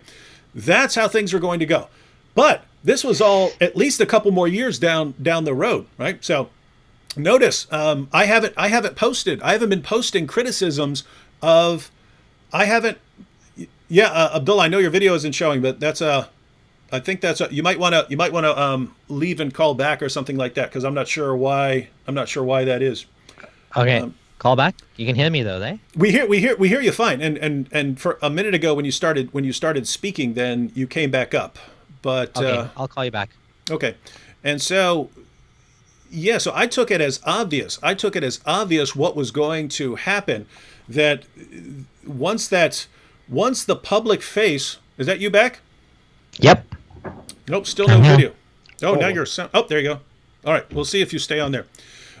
So once you have a new public face of Islam, and Islam loses this sort of shielding that it gets from the media and from politicians and from journalists and from educators, once everyone stops protecting Islam from criticism, I think it will just fall to pieces. So that I took as completely obvious, but I didn't realize how quickly these guys were going to implode, right? Like I thought he would eventually destroy the scholars. But keep in mind, I based all this on meeting these guys once and then watching like 3 videos from them. It was like, oh, I got these guys pegged. I hear an echo of myself. Oh, right, put your headphones on. You're ruining my video. That was me. Yeah, so basically, once I had those guys pegged as here's what's going to happen, I didn't realize they were far less psychologically stable and far dumber than I was aware of, right? Because they're basically imploding faster then it's like if you have a star and you say, oh, look at this giant star, and here's the rate at which it's going to collapse on itself eventually, but your calculations of the mass were off and of its age were off, and so you didn't, whoa, it's happening much faster than I thought. That's kind of what's going on. These guys are collapsing into black holes right now, and it's ticking me off because I had very, very clear and precise plans, which is why I haven't been making responses to Mohammed Hijab, even when he says some dumb stuff, because I wanted him to grow in popularity. I wanted to take out everyone else, and just leave them with Mohammed Hijab, Ali Dawa, Fareed Responds. Leave them with these guys. That's why I haven't been going after these guys. Leave them with these guys. Take out the Zakir Naiks and the Shabir Alis. Take out all these guys, and then leave them with these guys, and then watch the entire movement implode on itself. Then, but they just kicked it into high gear, man. They're like, no, we need it. We can't. This can't be 5 years from now. This has to be right now, 2020. We have to destroy ourselves, and so. It's kind of ticking me off, man, because I had big plans for these guys, and now, no, I don't know, man. What do you guys think? The thing is, I feel like Mohammed Hijab is a very good representative of the true face of Islam. He is like Muhammad in a way. He's like his prophet. He has the name. He has the attitude. He has everything. He has the broom, and all that. But the thing is, it's not just Mohammed Hijab. I think. If you get the average Muslim who really cares enough to believe in the same thing that Mohammed Hijab believes in, and who really wants to go out and do dawah and do Muslim apologetics, then the people that you will get as a result will end up being people like Mohammed Hijab and Ali Dawa. I think it's very likely that you will get such people. I think the problem of the past was just that the people who would become popular, the people who would become popular Muslim apologists, were people who were qualified in a way, who were scholars, who were educated, who had a certain degree, who were pushed because they were part of certain institutes or organizations, or because they had media attention. Whereas today we are in a time where anyone can just get attention through social media, through YouTube, which is why little clowns and idiots like Ali Dawa and Mohammed Hijab can become popular without having the approval of only the most serious groups and people at institutes in society. So these are the average people. This is the average hot-blooded person within Islam who really cares so much about spreading Islam. This is Mohammed Hijab. This is the average person. Of course, I believe that Mohammed Hijab is a little bit kind of over the top. He's even more aggressive than the average Muslim would be, because he probably has I would humbly say, I'm not here to make a psychological diagnosis, but I would certainly say that he has a narcissistic personality disorder. That's what it very much looks like, because he carries all the symptoms. He reacts in exactly that way to criticism and to failure as a person who is deeply narcissistic would react. He burns everything down, starts making a complete fool of himself, attacks people, and so on. But I would say that it is very likely that if you give more attention to the average young person who wants to spread Islam, then you will very likely encounter people like Ali Dawa and Mohammed Hijab. Mm-hmm. These are simply I think people are, this is actually the good thing about it, or maybe also the bad thing about it. People have a very false impression of the average Muslim society and the average young religious Muslim. People have seen these calm, nice Muslim apologists in the past, these scholars who were educated in very, different certain circumstances, and thought that Muslims are like that. But now we are seeing the average young Muslim population that is aggressive, and that is simply the Muslim population that will start attacking our wives, that will start harassing us, insulting our children, threatening us, calling mobs against us, which is, and you see that. You can see a confirmation in that if you just look at the reaction that Mohammed Hijab gets to his tweets, for example. You don't see, okay, of course, we can amplify certain people on Twitter and other platforms who will say, hey, I'm a Muslim and I don't agree with what Mohammed Hijab is doing. But those people are very quiet, and they are very few. It's a very tiny minority of people who actually say, hey, I completely condemn what Mohammed Hijab does. It's a very tiny minority, and they are very quiet, very silent. Nothing has happened. There has been no proper response to the very disgusting things that they have said over the last few days. Yeah. the vast majority of the response that they have gotten was approval. Yeah. Approval, or something like, I don't completely agree with what he's doing, but, stuff like that. So the majority is approval, and that is simply the truth. Yeah, we're seeing a lot of silence. I mean, I would have really liked to see an official statement from Hamza Soitis or Shabir Ali or, someone else like that has a name in Dawa, Aida, Sapient Institute. I mean, I tagged them and I asked them, like, are you going to make a comment about what Mohammed Hijab has been saying and how he's been harassing us? And there's been mostly silence. There's been They're their friends. They won't make any noise about that. They're their friends. They don't want to embarrass their friends. They don't want to disapprove of them. There's definitely been a silence. But I wanted to say that isn't there a bit of a self-selection process as well? Like, when you say that these people, they're like basically the loudest, right? I mean, in a sense, that's what me and you are. We're the loudest ones. We're willing to talk about this. We have thick skins and, we have big mouths, and that's how I describe myself as well. And so I'm willing to talk about these things. And so in the same way, Mohammed Hijab, Ali Dawa, because they're, so antagonistic and they have a certain style that appeals to young people, they're able to get, that audience to grow quickly and rapidly. And people love to see a fight. I mean, everybody wants to see a fight. Everybody wants to see the favorite Christian apologist or atheist get demolished and debunked and this and that. And these guys are good at that. They're good at shouting down people at Speaker's Corner. They're good at changing the topic. They're good at making you look bad. They're good at not letting you talk. Like these type of skills, these attributes, skills, I don't know if they're skills or not. These attributes make you a popular person in this arena.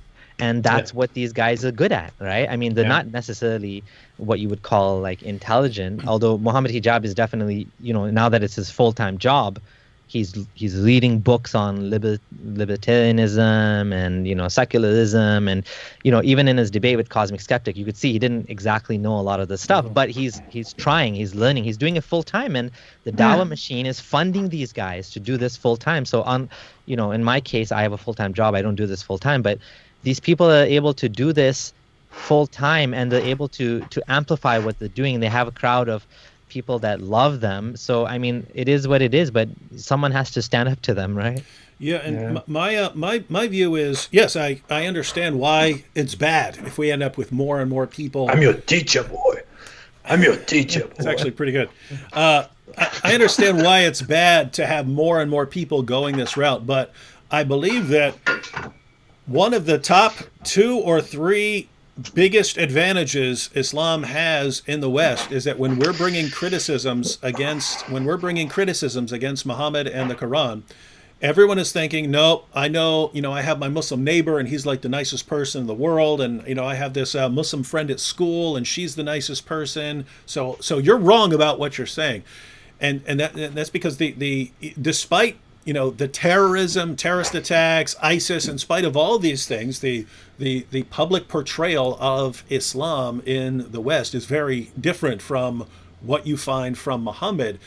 But if we get enough people, sadly, if we get enough people going after wives and kids and stuff like that, and if that's what people run into, as much as that sucks, and as much as it would suck if more and more people are listening to hijab and doing it, I think that in the long run, in the long term, that will break that public perception of Islam. And then if they lose that protection, of their ideology, I think Islam's done. I think Islam's gone in a generation. I'm not completely gone. There would still be Muslims, but as far as it being this massive threat to the well-being of the world, I think it would be done. Yeah, it'll be done.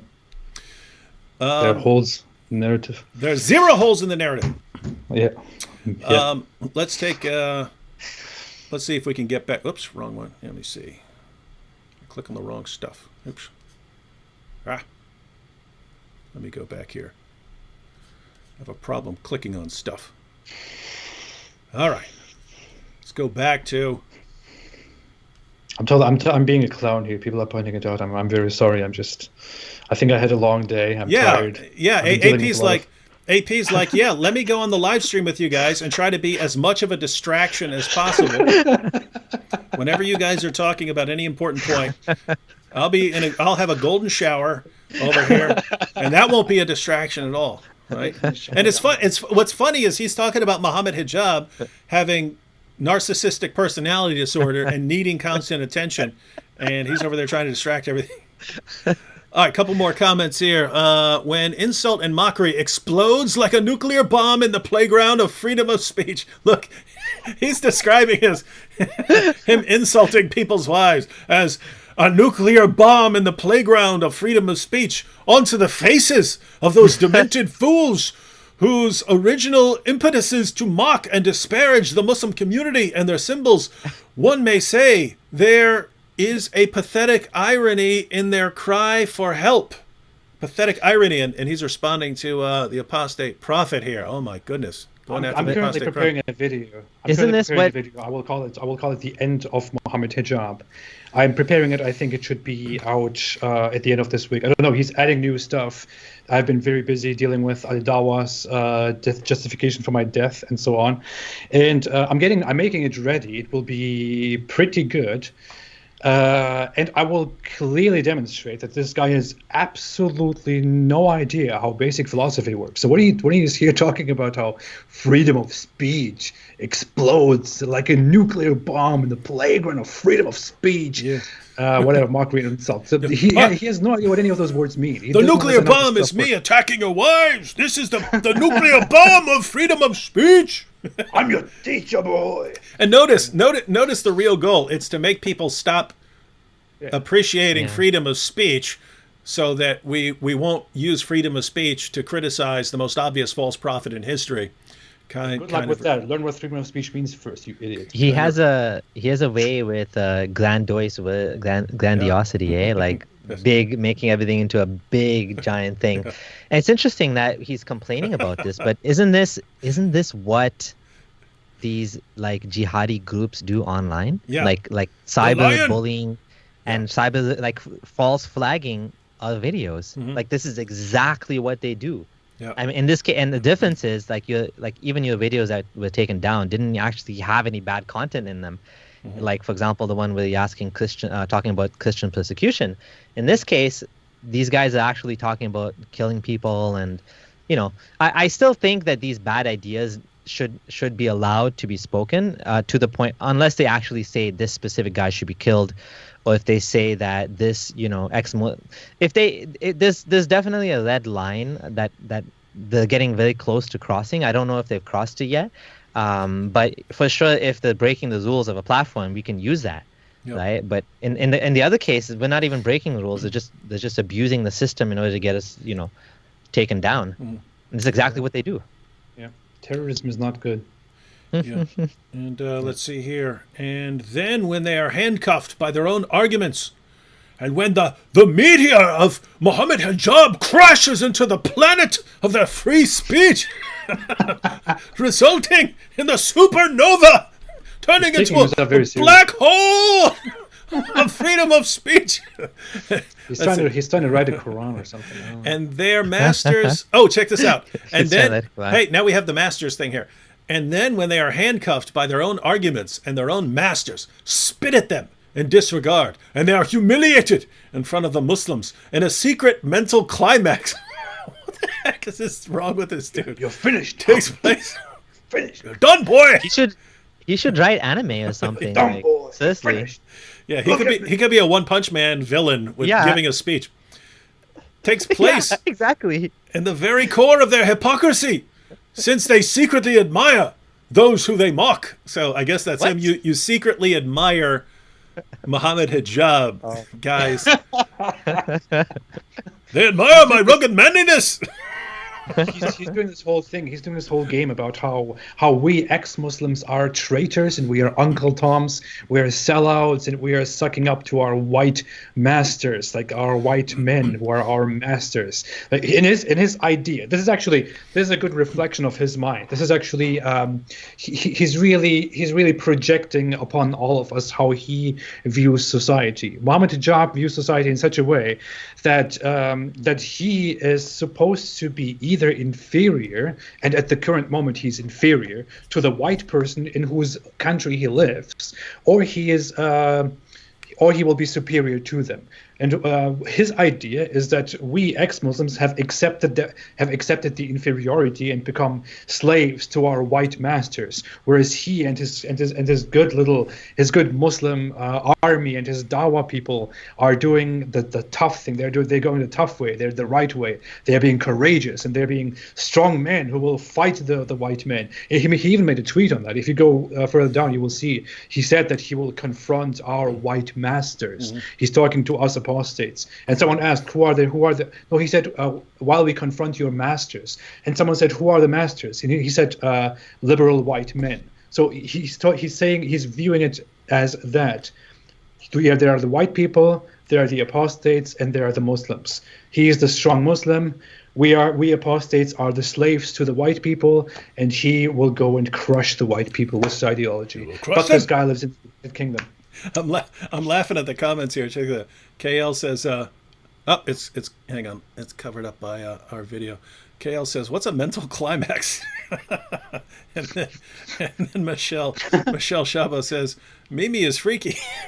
So they're commenting on his weird. What in the world?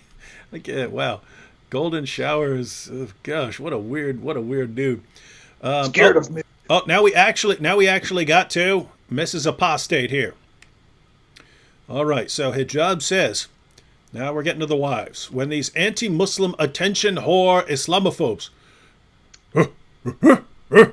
when these anti-Muslim attention whore Islamophobes need to get on their knees in intellectual submission before they are whipped. Before he they loves this BDSM theme, eh? Before they are whipped loves it. and lashed and chained up against the wall.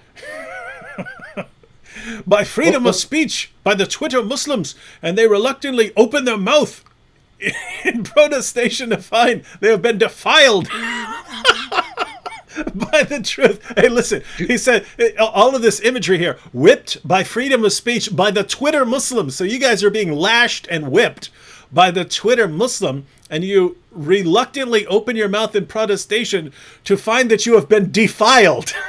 No, look, it is actually worse, and it's hard for me to speak this out. To be quite honest, but he's referring to my wife.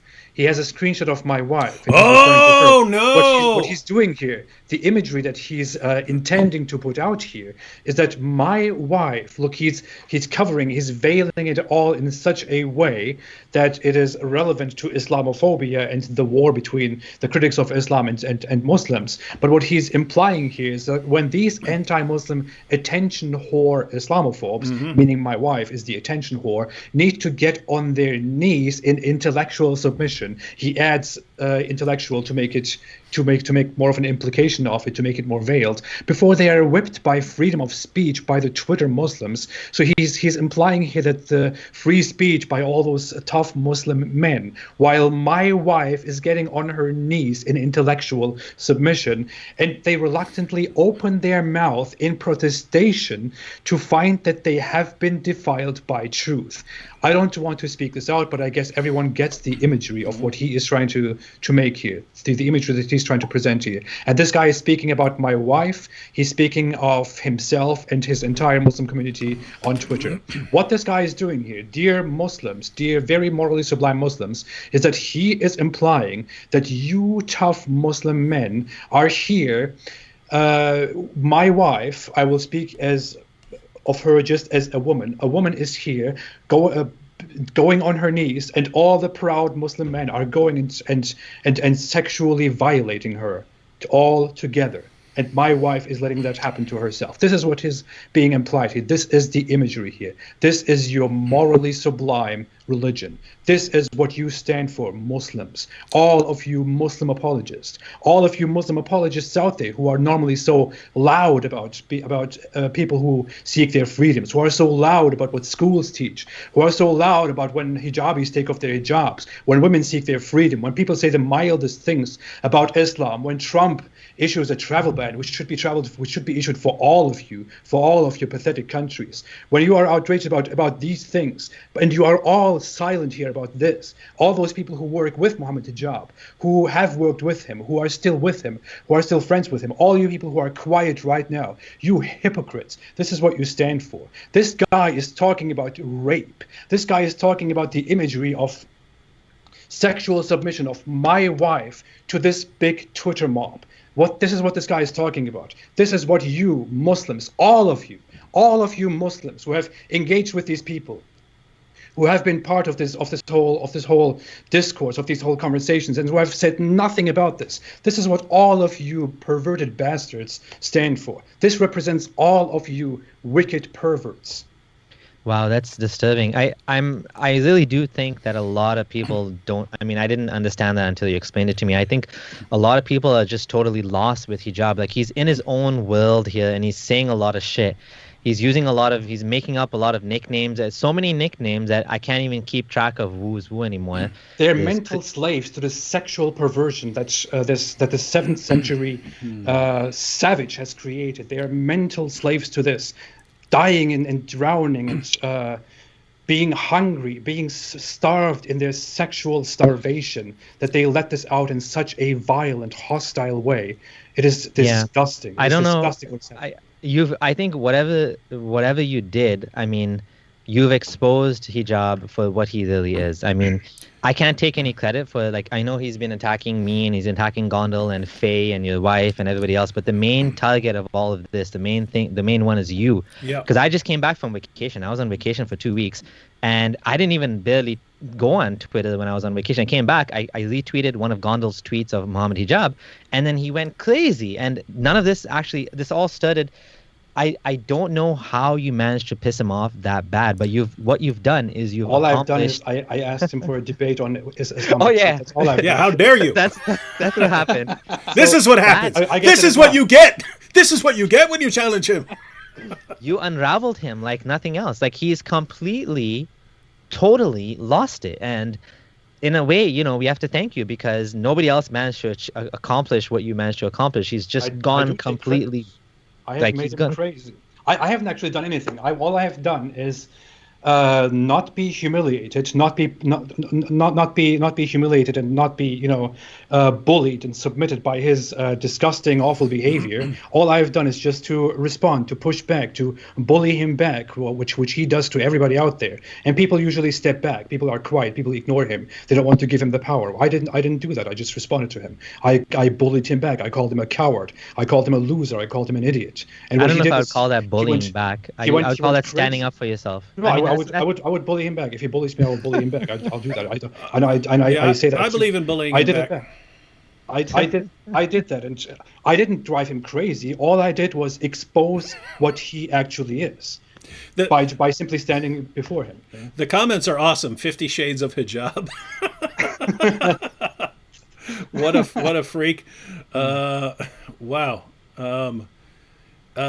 So guys, we have this, and here's something that's interesting. Of course, we haven't scrolled down to the comments that are dealing with Abdullah's family, but just along these lines, to show you what a creep this guy is. Let me go ahead and get rid of this comment here. I will continue what I'm doing, by the way. You can try to bully as much as you want, you genius. Yeah, I know you're watching. I wanted to pull up. Where is it? And okay, yeah, Mohammed Hijab actually did one of these posts about my wife, but then took it down within a few seconds. He posted it and then took it down within a few seconds. But a Muslim took a screenshot of it instantly, because he was sharing these things and so on. And then he asked why you took it down. So let me see if I can get this up here. So this is hey, I just noticed I'm wearing the same shirt that I'm wearing now, even though this is years ago. That's how long I keep my stuff. So this is Mohammed Hijab says, Mary Wood, David's wife, a public figure who has her own content. Here she is between two men. So notice, because my wife is in the middle seat, Hijab posts, here she is between two men. Between two men? Ho ho! You know what that means in Islam. If you're between two men, ho ho! So that's what so for some reason Hijab took this down. This is the sick mind of Mohammed Hijab. Instantly. And AP, so we have that post with me. We have this post against you, which me and Abdullah, we didn't catch on. This is all directed to your, see, look. Guys, I don't know what to do, man. I don't know what to do here, guys, because Look at this. Wow. So many chapters I could pee on if Mohammed Hijab is really obsessed with these golden showers and so on. Guys, you don't understand, right? What do? Yeah, I make fun of your prophet, but I make fun of your prophet because he's, as far as I can tell, the most horrible person in the history of humanity.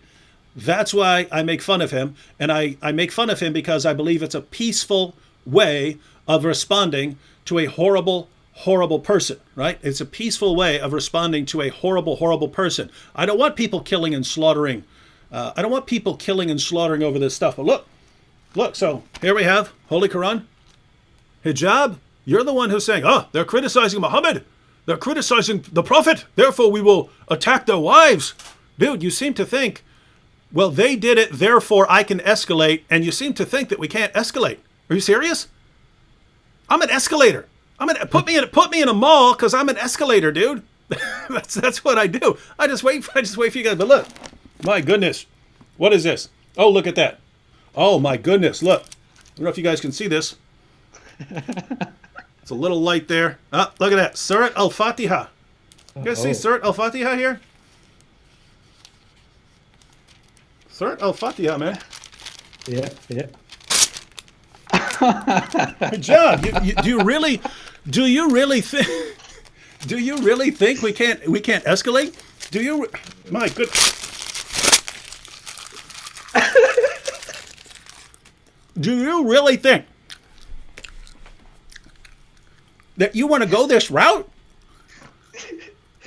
You think, he made Islamicize me. He made the boom boom room. Dude, I will buy the domain pissonthequran.com if you keep going down this road.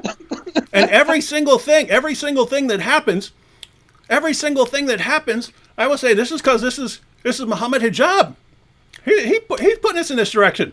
Hey Mohammed, you like to spit, right? There goes Surat Al-Fatiha. Want to keep playing with me, dude? Next time I'll actually swallow the surah, and you know where that'll go in 2 days. You know where that'll be in 2 days. You want to go this route? And you Mohammed Hijab fans who are watching this right now, I don't want you to, whatever you do, I order you not to remember that the next time you're reciting Surat Al-Fatiha during your prayers.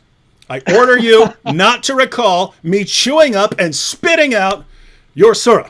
I order you. Don't do it. Don't remember that every single time. You really want to go, Hijab? Because here's the thing. Hijab, you and your fans, you think like little kids. You think like adolescents. Oh, we'll make fun of them. Oh, we'll make fun of them, right? I think like Lex Luthor on crystal meth, okay? You don't want to, come on, you don't want to mess with me. You don't want to mess with me, dude. I'll do it. All right, what do you guys think? You got, that's how they do ruqya, so you must be cured of your jinn now, of your magic spells on you and all your evil eye. I feel way better. If you swallow the Quran, that means a fire can't touch you, right? Because that part is blessed now. So maybe you're partly Muslim now after you eating Quran. Oh my god! Oh wow! You have the Quran in you now. Now what are you gonna do? That's I didn't expect that at all. That's what's so funny when he's like, when my nuclear bomb blows up. I'm thinking, dude, my 4-year-old could have thought of something more creative than what you just did right there. Let alone me, man. I could dial it up, dude. I could dial it up. Dude, you're like Aisha's goat. And notice, guys, don't get mad at me. I mean, Aisha's goat did worse to your Quran than that. But I mean, what he's saying earlier, right? What he's saying earlier. We read the tweet. If you were here earlier, we read the tweet where he's saying, and I encourage all of you to go out and harass these people, harass their families, harass their wives, right? He's encouraging his followers. Hijab, we can do that too, right? We could say, I'm not going to say it, but I mean, I might say it later, but I could say, guys, everyone send me your videos of you urinating on various chapters of the Quran so that I could put it all on my website, pissonthequran.com. And I want everyone to take video clips of these and put them on Twitter and start sharing them with every one of Hijab's fans. Everything Hijab posts, share it with all of his fans and all of his followers and keep bombarding them, right? You'd think, are you serious, dude? Are you really? Is this how, this isn't where I want to go. right? You see where we go. I like doing live streams, having Muslims on, having discussions and so on. Hijab, you're the one saying, well, if you're going to criticize the Prophet that calls for your death, how dare you? How dare you? We will go after your wives. Great, dude. You want to dial it up? Dial it. Start dialing. Get me a phone because I'm a dial.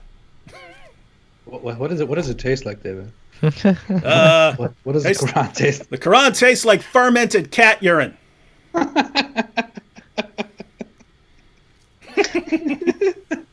And look, Mona Lisa just said this is the only way to respond to a sick person. Yeah, that's true, right? If you try to reason with someone like Hijab, he just interprets it as weakness, right? The Hijab personality. And just to be clear, I know we have Muslims who watch who aren't like that, who do not approve of that. This isn't for you, but people like Hijab will use you as shields, right, for their behavior. They will want to be as horrible as possible, and then rely on you to shield them from a blowback, right? So they will say, you can't respond to us with hostility because then you'll hurt the feelings of these nice Muslims that you want to get along with. Right. Well, I do want to get along. I do want to get along with Muslims. But that doesn't mean people like Hijab get off scot-free. So, Muslims, this is up to you to rein him in and to tell him you need to stop this because we do not want this. Guys, this is something that not one of Hijab's fans really seems to understand. You guys have the most sensitive, delicate, fragile ideology in history. I've never seen people who deal with criticism less effectively than you. Everything, they're destroying us. Everyone's a bigot. Everyone's coming down. We can't take it. Our prophet. Right? And so let me get this straight. You guys have this ideology, and your brilliant dawah idea is, hey, let me start a war with everybody, a war of massive insults. We'll win this one. We only have the most delicate, fragile ideology in history. Are you serious? This is the stupidest thing I've ever seen in my entire life. But guys, by all means, notice I haven't said one word about Hijab not doing any of this. I think it's hilarious if he goes this route. I think, my goodness, man, what is this guy doing? If he convinces thousands, nay, millions of people to start really blasting away at the Quran and Muhammad, that's a job well done, Mr. Hijab. Go ahead. I had no idea that we're going to get here with this whole. Look, I wasn't going to do that. I was just going to, I just gave some general warnings about, we could do golden showers. Then when you explain, whoa, he's actually talking about he's giving imagery of tying your wife up against a wall and sexually abusing her and things like that. Whoa, I got to eat a surah on that one, man. I got to chew up a surah on that one. We'll start doing. Look, I'm gonna watch his Twitter page. If he keeps posting along these lines, we'll just have it. We'll take requests, guys. Which surah you want to see me eat next? I'm gonna chomp on it. I might even get some people's pets in here. You want to see someone come along, chew up a surah. Dear Mohammed Hijab, that Quran verse, that Quran page will come out.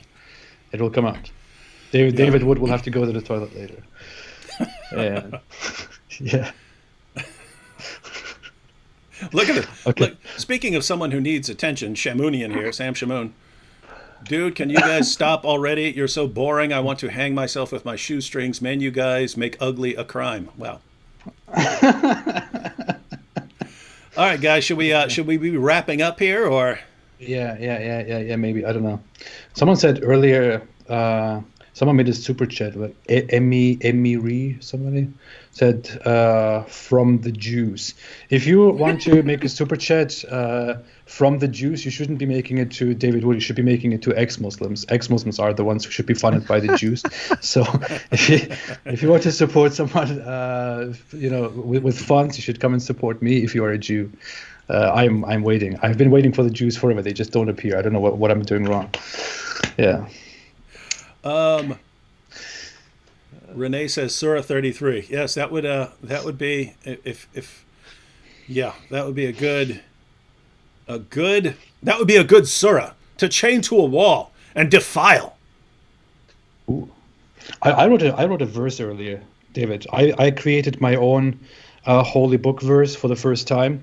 I wanted to share this with you to ask you if you find it beautiful. You could even view it on my Twitter page if you go there, if you want to recite it for yourself. But it goes like this. Are you ready? Ready. It goes like this. They think they can stop you from speaking the truth by attacking and trying to intimidate you. Say, indeed, you are cowards who fear the truth itself. Never will you stop us from speaking out. Apostate 9:29. Now, Surah 2, verse 23 says, if you are in doubt as to what we have revealed to you, write a surah like it and call on your witnesses besides Allah if you are truthful. And so you are my witnesses. What do you say? I say it's way better than what I read in the Quran. It's way more clear. It's way more eloquent. The Quran is the worst book I've ever seen in my life. So I agree that it's better. What do you think, Abdullah? What do you think? It's good. It's beautiful for sure. Yeah, the Quran has some parts which are eloquent and some parts which are pretty terrible. Okay, forget about the Quran. What do you think about my verse? Oh no, it's beautiful. I love it. Yeah, I love it. Standing up for truth and not being silenced. It has a lot of the themes are powerful and poignant. Like relevant to what's happening to us. They're trying to silence us. They're trying to shut us down, and they're not going to. We're not the type of people, like you said. We've been filtered already to get to this point. We're not the type of people that are going to shut down our YouTube channels. We're just going to stop. We're just going to become quiet. No, you can do whatever you want. Like Mohammed Hijab, talking to my friends, my so-called friends from before, exposing marital, details and stuff that, I was going through back in 2016. That's not going to shut me down. It's not. I'm just going to keep doing that. I'll do it even more.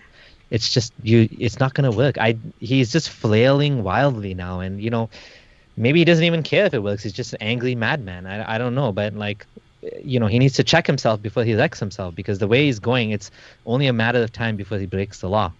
I don't think that's what I think. I mean, it's like he's getting to that point of, I don't know, like maybe he won't do it with his real name or something, but he's acting in a way that, I don't know, he's totally unpredictable. And, Muslim community needs to stop him, I think. He has already broken the law. He has already, according to with the things that he has so far done on Twitter, he has already broken the laws of the UK. So should be careful from here on. Yeah. And really, I mean, based on a couple of videos I had seen from him and one interaction, I was able to predict a general trajectory. But given how fast he melted down, I don't know how accurately I could predict what this guy's going to do, because he doesn't seem entirely stable. He seems to be really desperate. He seems to be really messed up over the damage he's caused to the Muslim community. And now his solution is, hey, let me get everyone making fun of Muhammad and the Quran in really, really crazy ways. I mean, just earlier today, Hatun Tash posted a video requesting people to sing songs about Muhammad and send them to her. I don't know if she's thinking the same thing, but that's kind of exactly what I would think. If Mohammed Hijab is saying, hey, everyone, come make fun of these people and their wives, the response would be, hey, everyone, make fun of Muhammad and the Quran and send us your stuff. It seems like that's the way people are going to go. All right, should we be... Oh, go ahead. I was going to say, we need to I do think that at the end of the day, this is going to be the thing that will undermine his own argument from moral authority, his own claim to be morally superior, to have the best religion, the best prophet, the best nation, the best, everything's the best in Islam, right? Muslims are the best. I think the fact that he's a representative of Islam, like a self-proclaimed representative, and he holds positions in Sapient organization and Ayala and whatever. The fact that he's a public da'i, he is undermining the whole moral authority right now. And we don't see Christians acting like this, frankly speaking, right? Like I'm an atheist. We don't see anyone acting like this. We don't see anyone. Yeah, exactly. And it's just like, I think he's destroying his own house from the inside. And he needs help. I think he needs to just get off the internet for a while and take a vacation and smoke some weed or something. I don't know, like have a drink, have some Heineken or something. I know maybe he doesn't do that, but whatever the case is, he needs a break, because he's a mess. He's a serious mess, and I seriously think that it's time to stop now, because it's like he's creating so much content for us. I can't even keep up with what he's doing, because he's just like I don't know what he's doing. It's just like I think at some point he's going to make himself untouchable, though. If he keeps doing this, nobody's going to want to be associated with him. Apparently there's a news article that he was fired or let go from some job as a Muslim teacher or something because of whatever fight he got into or whatever. And I don't know the details, but the fact is, if he keeps this up, he's making himself completely like he's blacklisting himself. Like he's going to be so untouchable that nobody's going to want to have to do anything with him, except for the fact that he sells like beard combs online. He has his own business, and like I don't think even anyone's going to debate him after what he did to Cosmic Skeptic. Matt Dillahunty was there, like saying, "You're disgusting." He said that to Mohammed Hijab. "You're disgusting what you're saying. Like what you said to Alex is disgusting." So even like everybody is seeing that this guy is so like nasty and toxic, and like what does he have left if nobody wants to debate him? Nobody wants to hire him. What is he going to do? YouTube? Right? I mean, that's all that's left at the end of the day. Then I don't know what else he's going to sell his books on Amazon. Like, that's it, right? You know what I mean? So I think let him keep doing this. He's ruining his own name. And what else can we say, right? We don't want him to. I don't want him to ruin his life. But if he's going to ruin everybody else's life in the process, I mean, he's an adult. He knows what he's doing. He's responsible for it. I definitely think he should stick to running a big beard oil business. I think it would suit him very well. Yeah, but yeah. Now that we have also promoted the smoking of weed on a Christian channel, I think we can slowly call it a night. I don't know. It's just a suggestion. I didn't say you have to do it.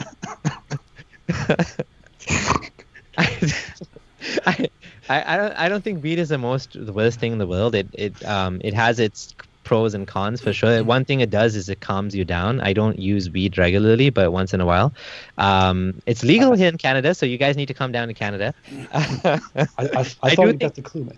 I do think many Muslims would be better off if they did smoke weed and just take a chill pill. Seriously, like it's just, just like breathe in the good ass prana, as my wife says. Just take a chill pill. Seriously, that's what he needs to do. Yeah, Mohammed Hijab should go into a big beard oil. Big beard oil. Okay, anything else? All right. Wait, I want to do. Don't do drugs, kids. If you're a kid, don't get into drugs. Don't listen to Abdullah Samir and his promulgation and his atheistic defense of all forms of drugs and paraphernalia. I don't think there are kids on David Wood's channel. All people who listen to David Wood's channel are adults. Okay. And specifically old people.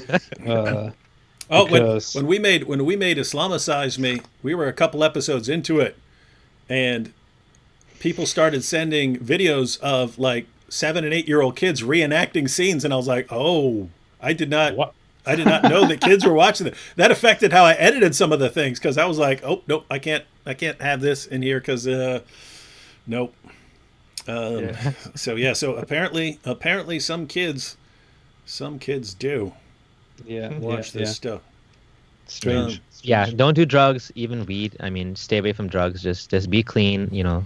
Get your life in order. Clean your room, as Jordan Peterson says. Do something good with your life. Get a career, get a hobby. Don't become a stoner and just sit on your basement all day. Do something with your life. I mean, frankly speaking, I'm just kidding around about the marijuana. I'm not actually telling anyone to do weed. Yeah, I think the point of all that was Hijab needs to do something to calm down. Else. He needs to do some medication because really, I mean, he's gonna destroy himself. And I thought he was gonna have a few years of building up a mass of followers, that he was going to destroy many more Muslim scholars along the way, that he was going to, not quite single-handedly, because, he'd have some help from Ali Dawa and, Fareed sharing people's secret emails and stuff like that, and that these guys were going to destroy their ideology without realizing it. And right now, he's basically going to turn himself into a joke and not be of any use to anyone. Certainly not to his own religion, but he's gonna make it to where he's not even any use to us, and that would be the real crime here. Yeah, and I just to Ridwan. Honestly, this is a lot to take in, like all of this stuff that he's doing.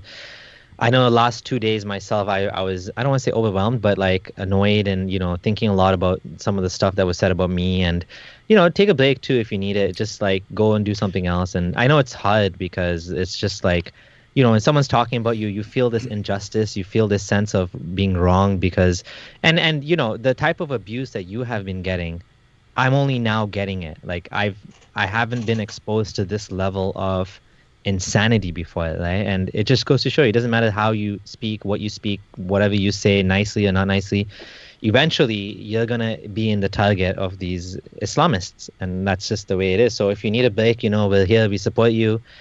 Your content is, it is hard hitting. I do get all the time messages from people saying that Apostate Prophet, his content made me, leave Islam or reflect on some things, and eventually I left Islam. So you're doing good work. It's just, take time for yourself as well, and and I'm giving that advice to myself as well. Just stay away from the stuff when it gets too toxic. Take a break, and come back to it when you're ready. Nobody's going anywhere. We're all here. We're all still going to be here waiting when you come back. So, thank you.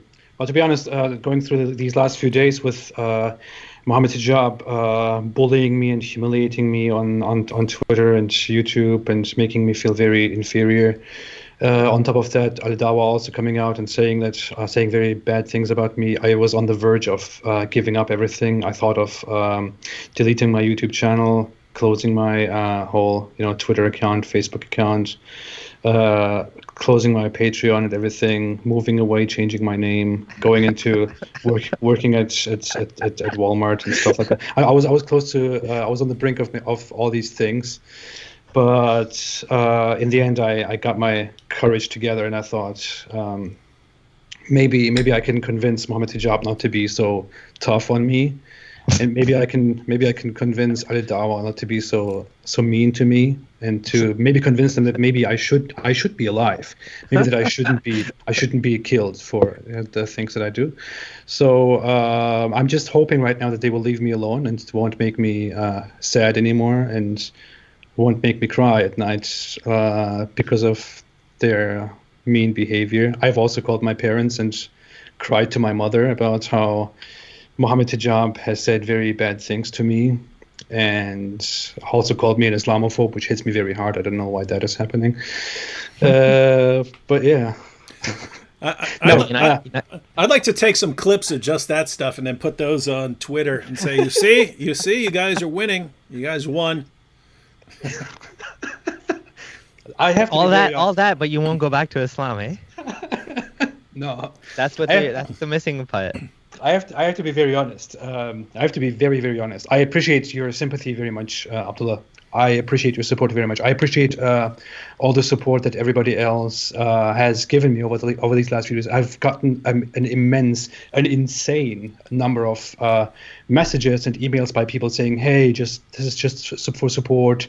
Hey, you're doing great. We are all here with you," and all that stuff. But seriously, at some points, I feel a little bit stressed that I'm actually sitting here and dealing with these things.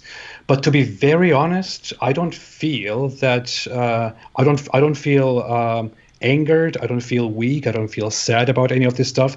On the contrary, I actually, even though some things that he says are very terrible, and I just get mad over the fact that stuff like this can be said by somebody. Not that it is said to me or said about my wife, but that somebody can actually say these things and get away with it and get the approval of so many people. That fact makes me much more mad than the fact that he says these things to me and tries to bully me, which doesn't work. I have to say something. I'm very strong in front of everything that is happening here, which is not because I'm strong, but it's because I decided to debate, to challenge Mohammed Hijab for a debate. And I have to be very, very honest here, and I hope Mohammed Hijab hears this. I was more concerned about having debates with other people, with much less successful people, than I was concerned about having a debate with Mohammed Hijab. I felt like I'm completely willing and ready to right now go and have a debate with Mohammed Hijab, because with many other people, it will be hard to predict what they will say, what they will bring up, what they will mention, what they will do. But with Mohammed Hijab, all his moves are so predictable. Everything he does, everything he says is so stereotypical, so predictable. It is so mindlessly stupid that over the week, actually, on many occasions, I have deliberately planned and provoked him into doing and saying certain things because he's so dumb, he's so stupid, he's so obsessed with his public image and his masculinity, which he's so proud of, and with his attitude of being a superior over women and humiliating weak men and humiliating the white people. He's so predictable that he's so easy to be fooled around, and while he's also thinking that he's being superior, that he's being the winner here. So I'm really not being bothered by what Mohammed Hijab does. On the contrary, I feel quite happy that it is me who's taking the bullet for many other people out there who would otherwise be targeted by him, and that I'm standing here and I'm taking all this stuff on me by this extremely vile person, and so that everybody out there can really see who the most popular voice of these young Muslims at the moment is, and who Mohammed Hijab really is, so that everybody can see his personality. I'm ready to take that stuff here. I'm actually glad that it went this way. I have to say, apostate prophet, this, hey, I'm going to take all of this upon myself to spare others. That's a very Christian attitude of you. I have to say, guys, that's kind of a notice. I posted a video of Ali Dawa earlier this morning, and then wanted to have this live stream. But part of it was that. You can't be attacking all these guys and not be attacking me. What the heck is wrong with you, man? So I gotta toss my. You can't post an attack on my wife and then take it down. You coward! Put it back up. Put it back up so I can go to work on your Quran. And seriously, for all those who really want to see more about Mohammed Hijab, who want to see the outcome of all of this, I am really preparing a video. And I have deliberately interacted with this guy to get as much response as possible from him. He has exposed himself in such a stupid way. He has even admitted to me openly that he didn't want to accept an online debate with me, but rather an in-person debate, which he knew I would not accept to begin with, because I offered him an online debate, because he doesn't... because he relies on his showmanship, he relies on the fact that he interacts with his audience, and that adds to his debate, because the things that he says do not carry much weight. He doesn't impress people with the things that he says. He relies on his showmanship. He clearly said that to me. He clearly said, why would I disable myself and have an online debate with you when you are not even a superior to me? You know, he admitted that he doesn't want to have an online debate with me because it disables him, because he cannot do his on-stage showmanship to his Muslim audience who has no clue what he's even saying on stage. So he's been a coward. He's exposed himself so badly, so poorly, and I will make a very nice expose, if that's what it's called, of Mohammed Hijab and his perversions, his complete ignorance of philosophy, his very bad logic, his poor understanding of religion and everything. It will be ready, hopefully, by the end of this week. Be excited, Mohammed Hijab, be scared, because at the end of it, you will be finished. Yeah, there's no way this guy lasts long term, I have to say. All right, any final thoughts, Abdullah? No, it's good. I think that settles it. I'm also I was hoping to release a video today, but I didn't get a chance to, about this guy slandering me, my former friend. So keep an eye out for that. It'll be out soon. But yeah, thanks for having me. It was a good conversation. We should do another one on the other stuff that you wanted to do, maybe next week, on Ali Dawa and. I'm getting the feeling. I wouldn't, just because the Ali Dawa topic is a hot topic right now. AP, I don't know what you're doing tomorrow, but if you want to talk about that, I wouldn't mind continuing. But Abdullah, I'm getting the feeling that these guys aren't going to stop, and that by next week there will be something else. They will do something. They will be doing something else that we need to live stream about. Yeah. So that's I'm tired of these clowns, man. I'm tired of the goblin and the broomhead.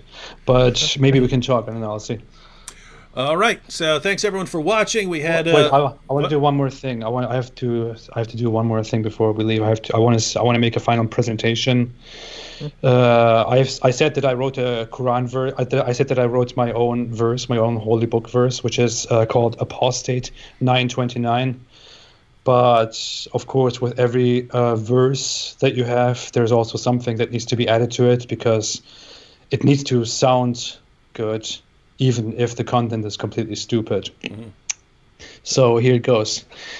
They think they can stop you from speaking the truth by attacking you and trying to intimidate you. Say, indeed, you are cowards who fear the truth itself. Never will you stop us from speaking out. Apostate 929. I hope you like this. That was pretty good. It was clearly way better than the Quran, but you do need to be more like you know, but it will never stop. But you gotta hit some of that, man. They think.